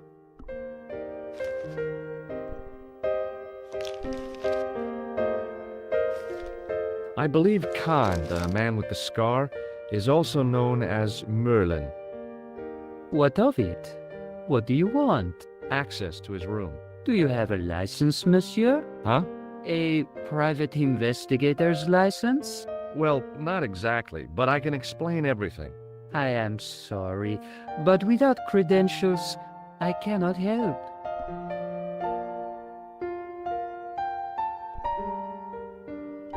About the key hanging on the hook over there. Oui, monsieur? Which room is it for? Number 21. Is that room taken? No. The guests checked out this morning. I'd like to retrieve something from your safe. Ah, oui, monsieur. May I see some form of identification? Like what? A driving license, perhaps? I don't drive. Your passport? I don't have it with me. I could show you my operation scar. I'm sorry, monsieur. I must have some form of unique ID. You won't find a more unique ID than my scar. I'm sorry. I must insist on a more traditional identification. Rats. I'd like to check into room 21. That is not possible. How come? You said it was vacant. It is reserved for another guest. Rats. No, monsieur. Dutch. I insist you give me the key to Merlin's room. I cannot do that, monsieur. This guy Merlin is a menace. So you say, monsieur. He's not only a danger to society, but to your guests as well. He has toyed with the affections of Lady Piermont. Ciel! Are there no depths to which he will not sink? Precisely. He's already killed once, twice, maybe as many as 3 times. With your help, I just might be able to stop him. But what if he finds out I have helped you? No, I cannot do it.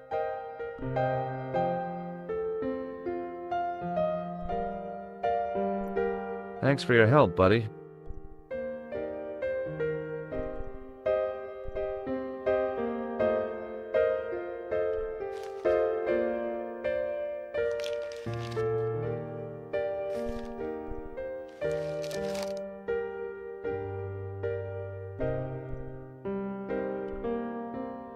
The woman was obviously English.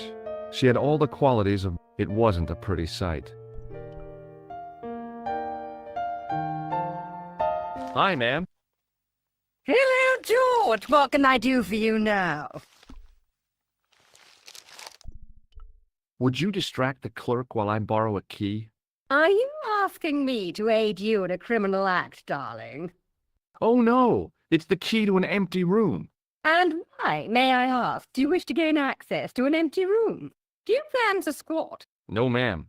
The Scouts' honor? I was never in the Boy Scouts, ma'am. No, you should have been. What were your parents thinking of? It's a fine way for a boy to get licked into shape. Now tell me, why do you want to get into that room? It's next to the room the killer is using. Ah, so you plan to eavesdrop on Merlin? I was hoping there might be a connecting door. I shouldn't think my feminine charms would be much use in this case, but a good dose of English arrogance might do the trick.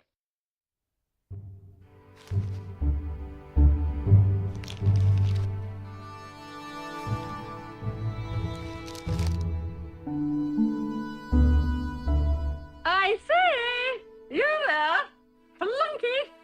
Oui, madame. Listen carefully. You do understand English, don't you? But of course, madame. Good. I wish to deposit some jewelry for safekeeping. I understand. Are you quite certain?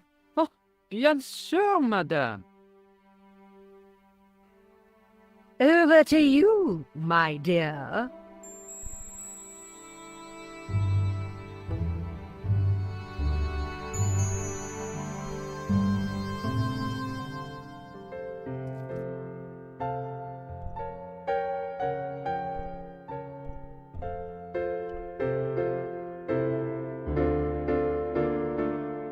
There was no one registered under the name of Khan, but the name in the book for room 22 was Merlin.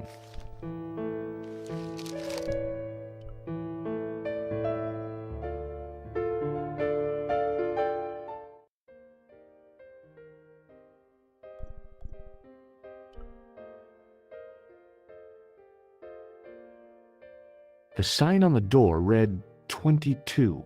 If the tailor's description was correct, this was the killer's room.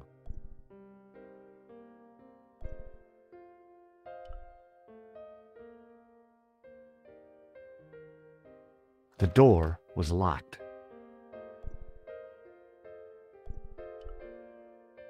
The door was locked.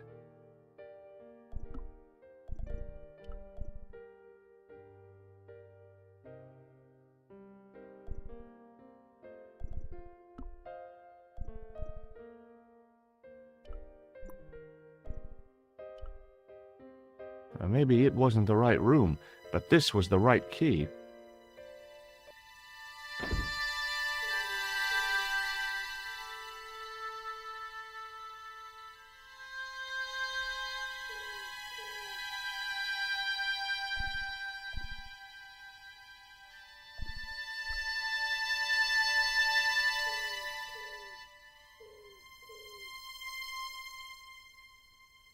The cabinet was empty, but it smelled of onions. No kidding, it really did.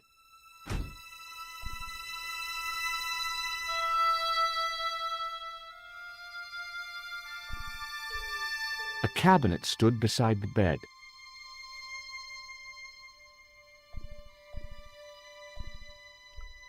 It was a massive mahogany wardrobe.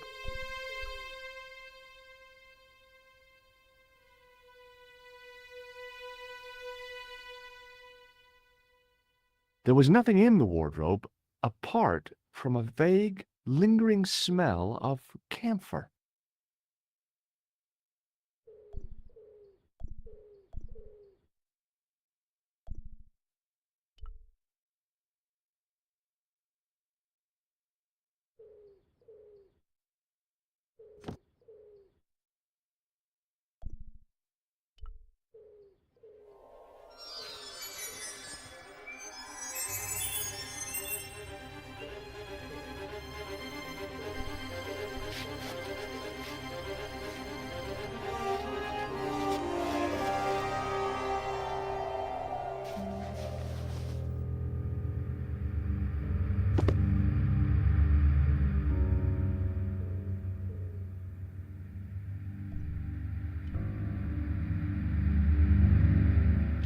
The assassin had been too smart to leave incriminating evidence beside his bed.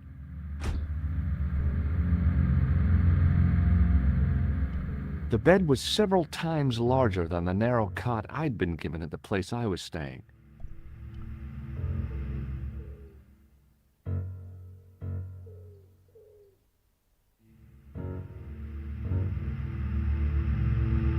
The bed was freshly made, and the crisp white sheets told me nothing about the killer's habits.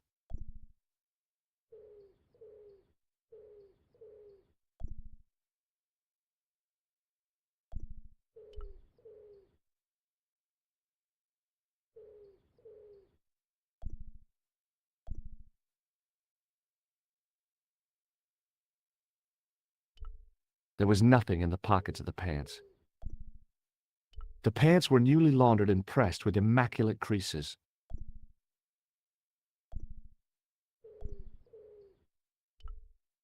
There was nothing in the pockets of the pants. The interior of the closet was large enough for me to climb right in.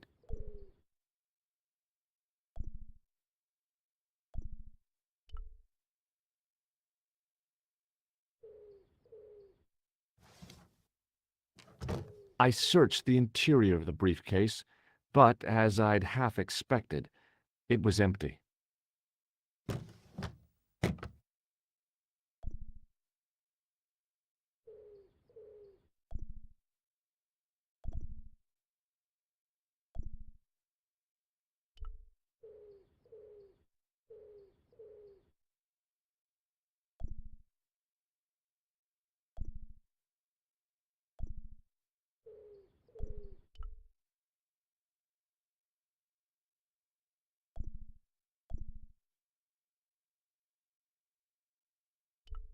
The pants were newly laundered and pressed with immaculate creases.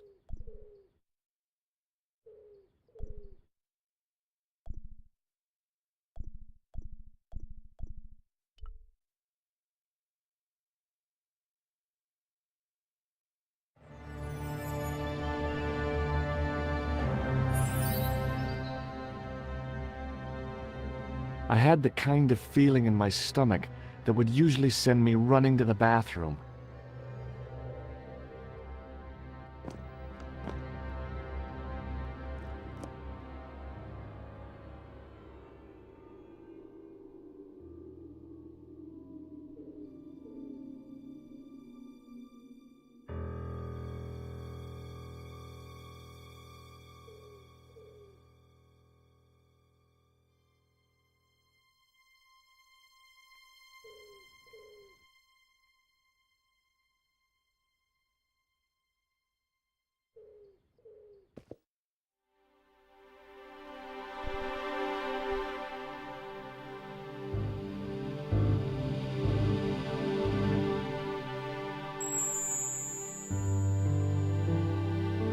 I couldn't believe my luck when I found 2 items in the pockets of the pants. The first was an ordinary matchbook. No matches, no clues. The second was a pass card which read, Thomas Merlin, Gruber Electronics Corporation.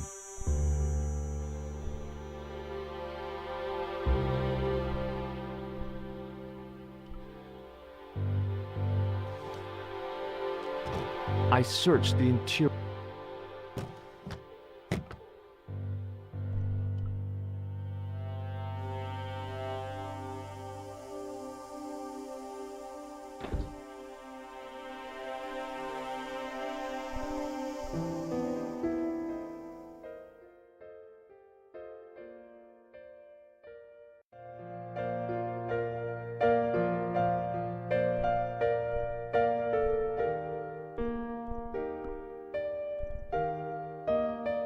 It was the card I'd found in the hotel bedroom. It read, Thomas Merlin, Gruber Electronics Corporation. The matchbook bore a pattern of swirling color and the words, Club Alamut.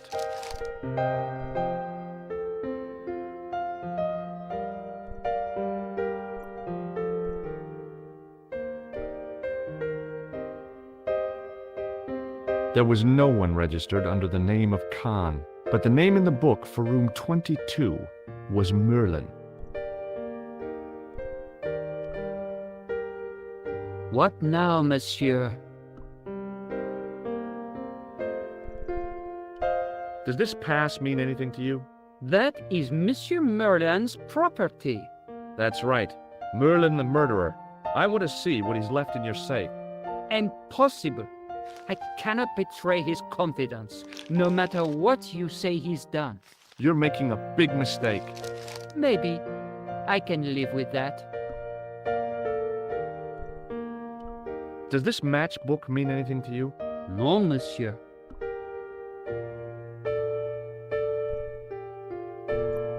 Thanks for your help, buddy.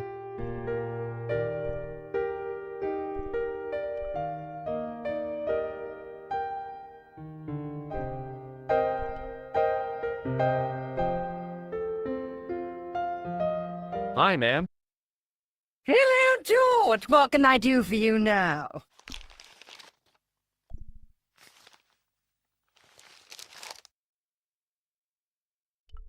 I got the key. Thanks for your help, ma'am.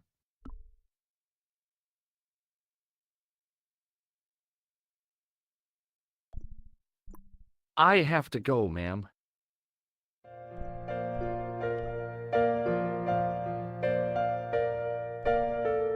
Hello again. Thanks for your help. Goodbye.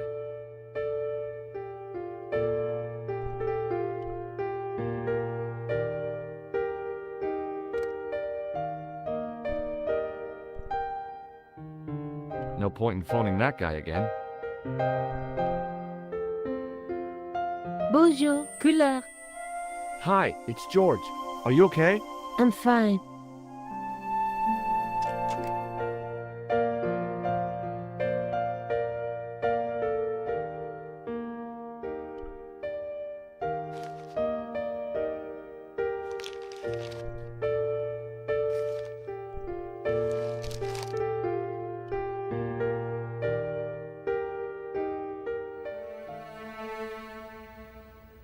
Just a minute, monsieur. What's your problem? No problem, if you cooperate. What do you want? Just a routine security check, nothing to worry yourself about. Oh, well, all right. Search him, Flap. You bet. Hey, knock it off. Get off, you big ape. Nothing, Guido. Zilch. Our apologies, monsieur. What? I had to report you to the authorities. Round here, we are the authorities. You want I should break his arms? No. Let him go, Flap.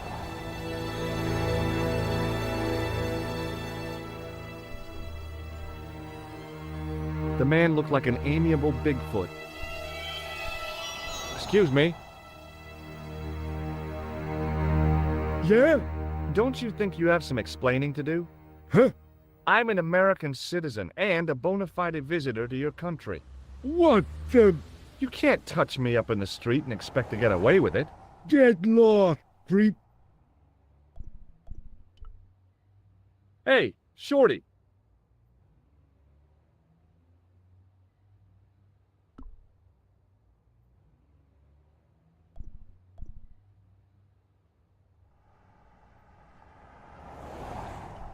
Do you recognize the guy in this photograph? No, I never saw it. Do you know a man by the name of Khan? No, I don't. It's very important I get to see him, and I told you, I don't know it. I'm looking for a clown. Are you trying to be funny? No, I really am looking for a clown. There are no clowns here except you. Have you heard of a guy called Plantar? No, that name means nothing to me.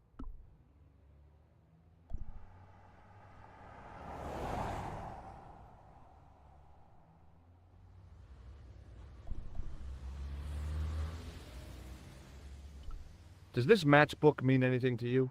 It is just a matchbook. Why should I recognize? Forget it.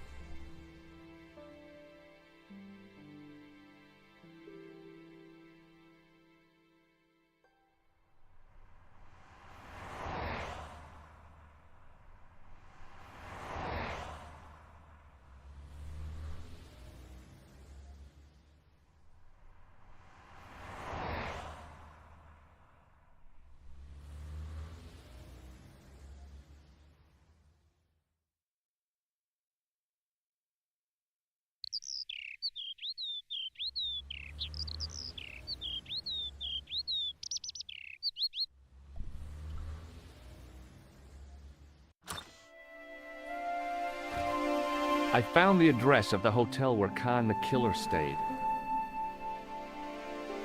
Yeah? Is he still there? If he is, he's changed his name.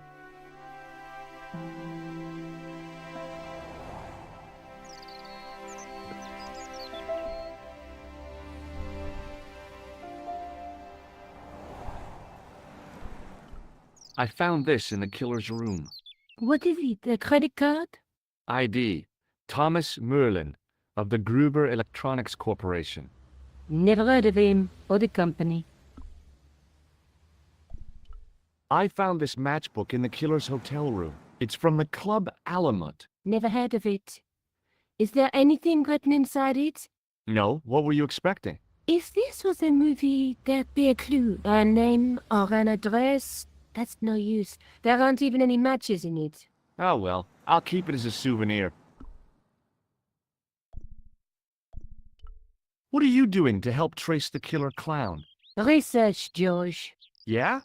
You have a copy of the clown's yearbook? I have a telephone and lots of contacts. Oh, well, did you find anything useful? Not yet. I'm employing my first and most useful weapon. What's that? Patience. Oh, I've heard of that. Isn't it a substitute for decisive thinking?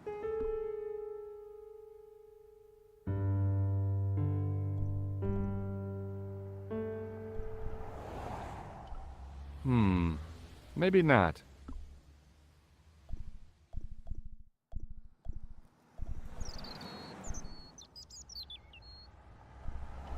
Have you found out any more about the murders? Well, it may be nothing, but both the clown's victims visited Paris earlier this year. When? The second week of July. They were both here at the same time. Did they meet? I don't know, but I can't imagine it was coincidence. See you later. Where are you going now? I could go back to the Hotel Ubu, I guess. Whatever those two thugs are after must be important.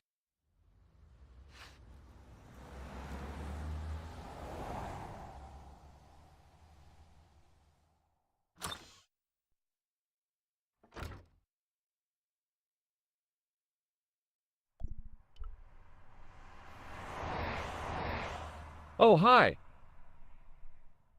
Hello, my handsome friend. Do you recognize the man in this photograph? What a hunk. He's a killer. I can see that. His eyes say it all. Can you tell me anything about this security pass? I can tell it doesn't belong to you. How come? Give me some credit. If you're an electrician, I'll eat my antirhinums. You're a remarkably talented lady. Does this matchbook mean anything to you? No, but I can tell you one thing. There's no such place as the Club à la Mue in Paris.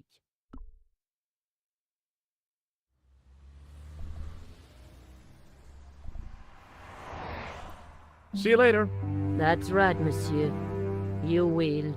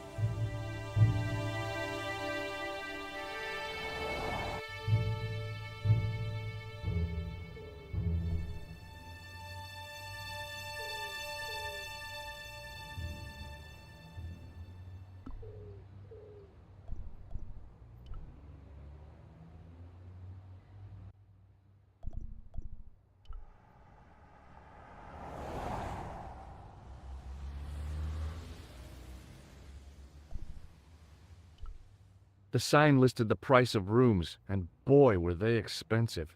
The killer must have been earning a fat wad to pay for accommodation like this. Like this.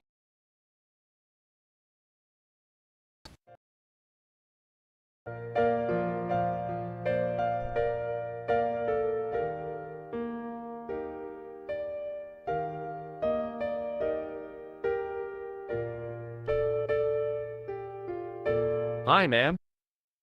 Hello, George. What can I do for you now? Did you know there's a gangster out front? What makes you think he's a gangster? The Italian suit and the bulge in his pocket? I know plenty of men with Italian suits and bulges in their pockets. That doesn't necessarily make them gangsters. That gangster I told you about? He went through my pockets just now. Good heavens! One never knows what to expect in foreign parts. Thank you for the warning, young man. I shall hide my credit cards in my underwear. I found this pass in Merlin's room. So, that deceitful little man is passing himself off as an electrician, is he? Uh-huh. This guy probably has a million faces. I showed the pass to the clerk, hoping he'd give me Merlin's papers, but he wouldn't buy it. He's too scared. I'll give him something to be scared of. Follow me, George!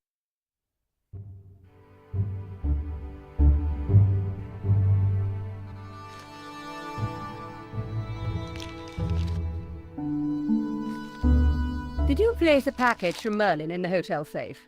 I did, madame. And did my friend here show you Merlin's identification? Indeed he did, but What's the problem? he isn't Merlin. A mere academic detail. Give him the package. But that is against the law. I happen to be a justice of the peace, you silly man. I own the law. If he tries anything, shoot him, George. My pleasure, Lady Piermont. One moment, please.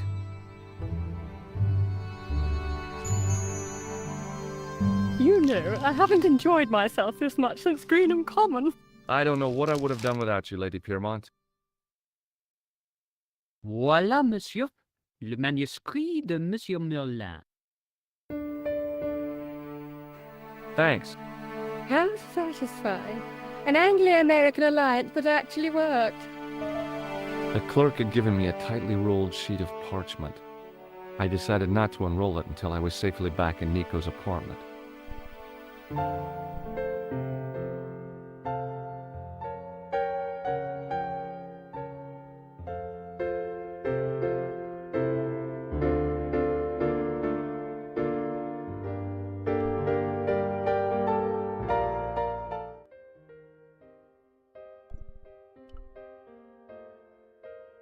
The door was locked.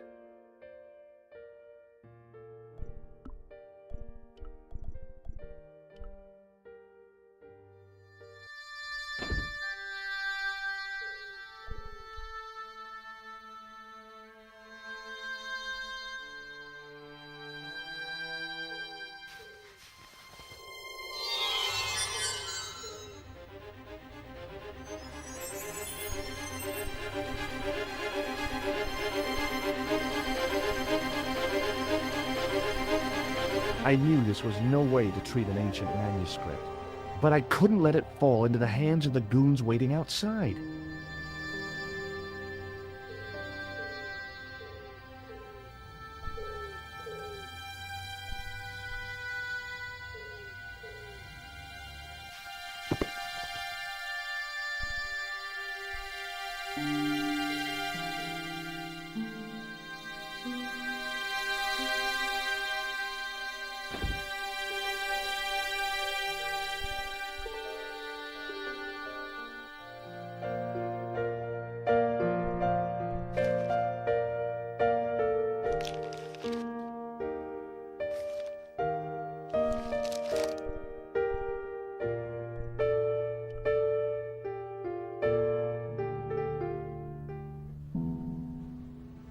Hold it right there. Search him again, Flap. Nothing, Guido. Okay, let him go.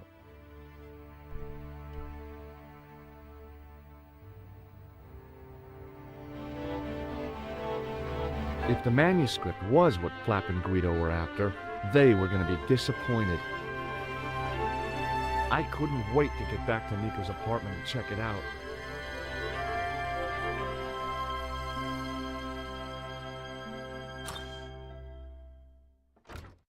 You're just not going to believe what I found. It's not another part of the clown's costume, is it?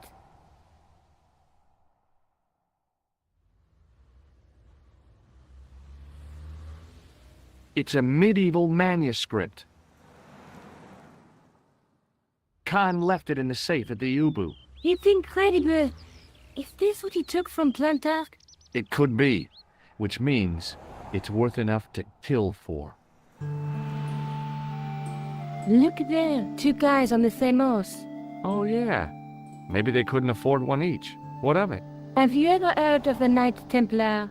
Their official seal was an image of two knights sharing a horse. Whatever this manuscript means, it's connected with the Templars. How come you know about these knights? I learned about them while writing an article on the Crusades. This guy, named Hughes de Payen, arrived one day at the court of King of Jerusalem. He offered to protect the Christian pilgrims from the displaced Muslim armies. The king would be able to guarantee safe transit to Christians in the Holy Land. Safer journeys meant more pilgrims, and pilgrims meant trade and wealth. The Templars proved invaluable to the king as a mercenary army. It was said that they never asked how many the enemy numbered, just where they were. And as the years went by, the Templars grew in wealth and numbers. They were so rich, even kings came to them for loans. But at the height of their power, they fell foul of the King of France. He rounded them up and turned them over to the Inquisition. Thousands of Templars were subject to torture and confessed to heresy. Of course, at the hands of the Inquisition, there wasn't much they wouldn't confess to. The last Grand Master Jacques de Molay was burned alive. But the treasure of the Knights Templar was never found.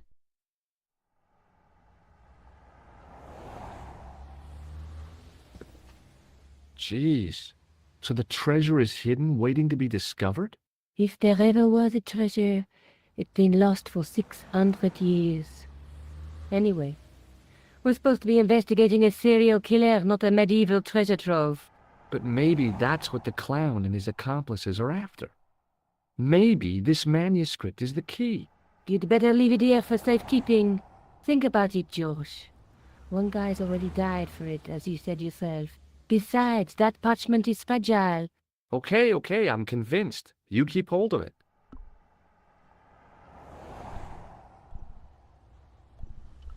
I found Plantow's briefcase in the killer's hotel room. It was empty, of course. Let's take another look at the manuscript. Let's face it, we need help, George. Someone who knows about these things. Who do you suggest? Indiana Jones? I know a guy who specializes in medieval studies. His name is Lobino. Huh. Some stuffy old fossil who gets horny over ancient relics, I suppose. So funny. Andre isn't the stereotypical professor you have in mind. Where can I find this Lobino guy? At the Kroon Museum. I'll give you the address. There's a woman looking at her reflection in a mirror, but the reflection has 3 hideous faces. She reminds me of the Wicked Queen in Snow White. She was the one who said mirror, mirror on the wall, wasn't she? She made me cry so much when I was a kid, Mom carried me out of the movie theater. She didn't frighten me in the least. Like I said, I was only a kid. I didn't like the crocodile in Peter Pan either. A knight with a crystal ball. Now, there's something written on the scroll beside the knight. Yes, but it's written in Latin. Per disciplinam mea lux videbis. By my teachings, you will see the light. You speak Latin? Where did you learn a trick like that? A trick? I studied law, okay? I can read Latin. My, you're touchy. Tell me that again. Through my teachings, you will be enlightened. There's a guy working on a loom. He's weaving a carpet or a tapestry. Or a duvet cover. It's a clue to a place, I reckon. Somewhere famed for weaving and ships. Where folk live in barrels? It beats copper boxes.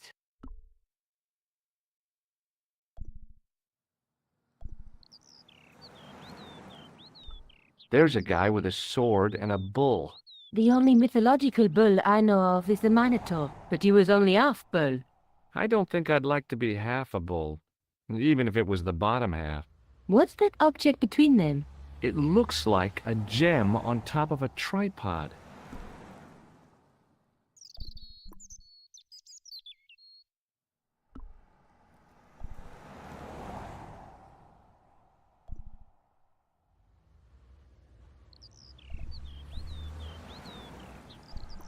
Maybe I'll check out the Kroon Museum.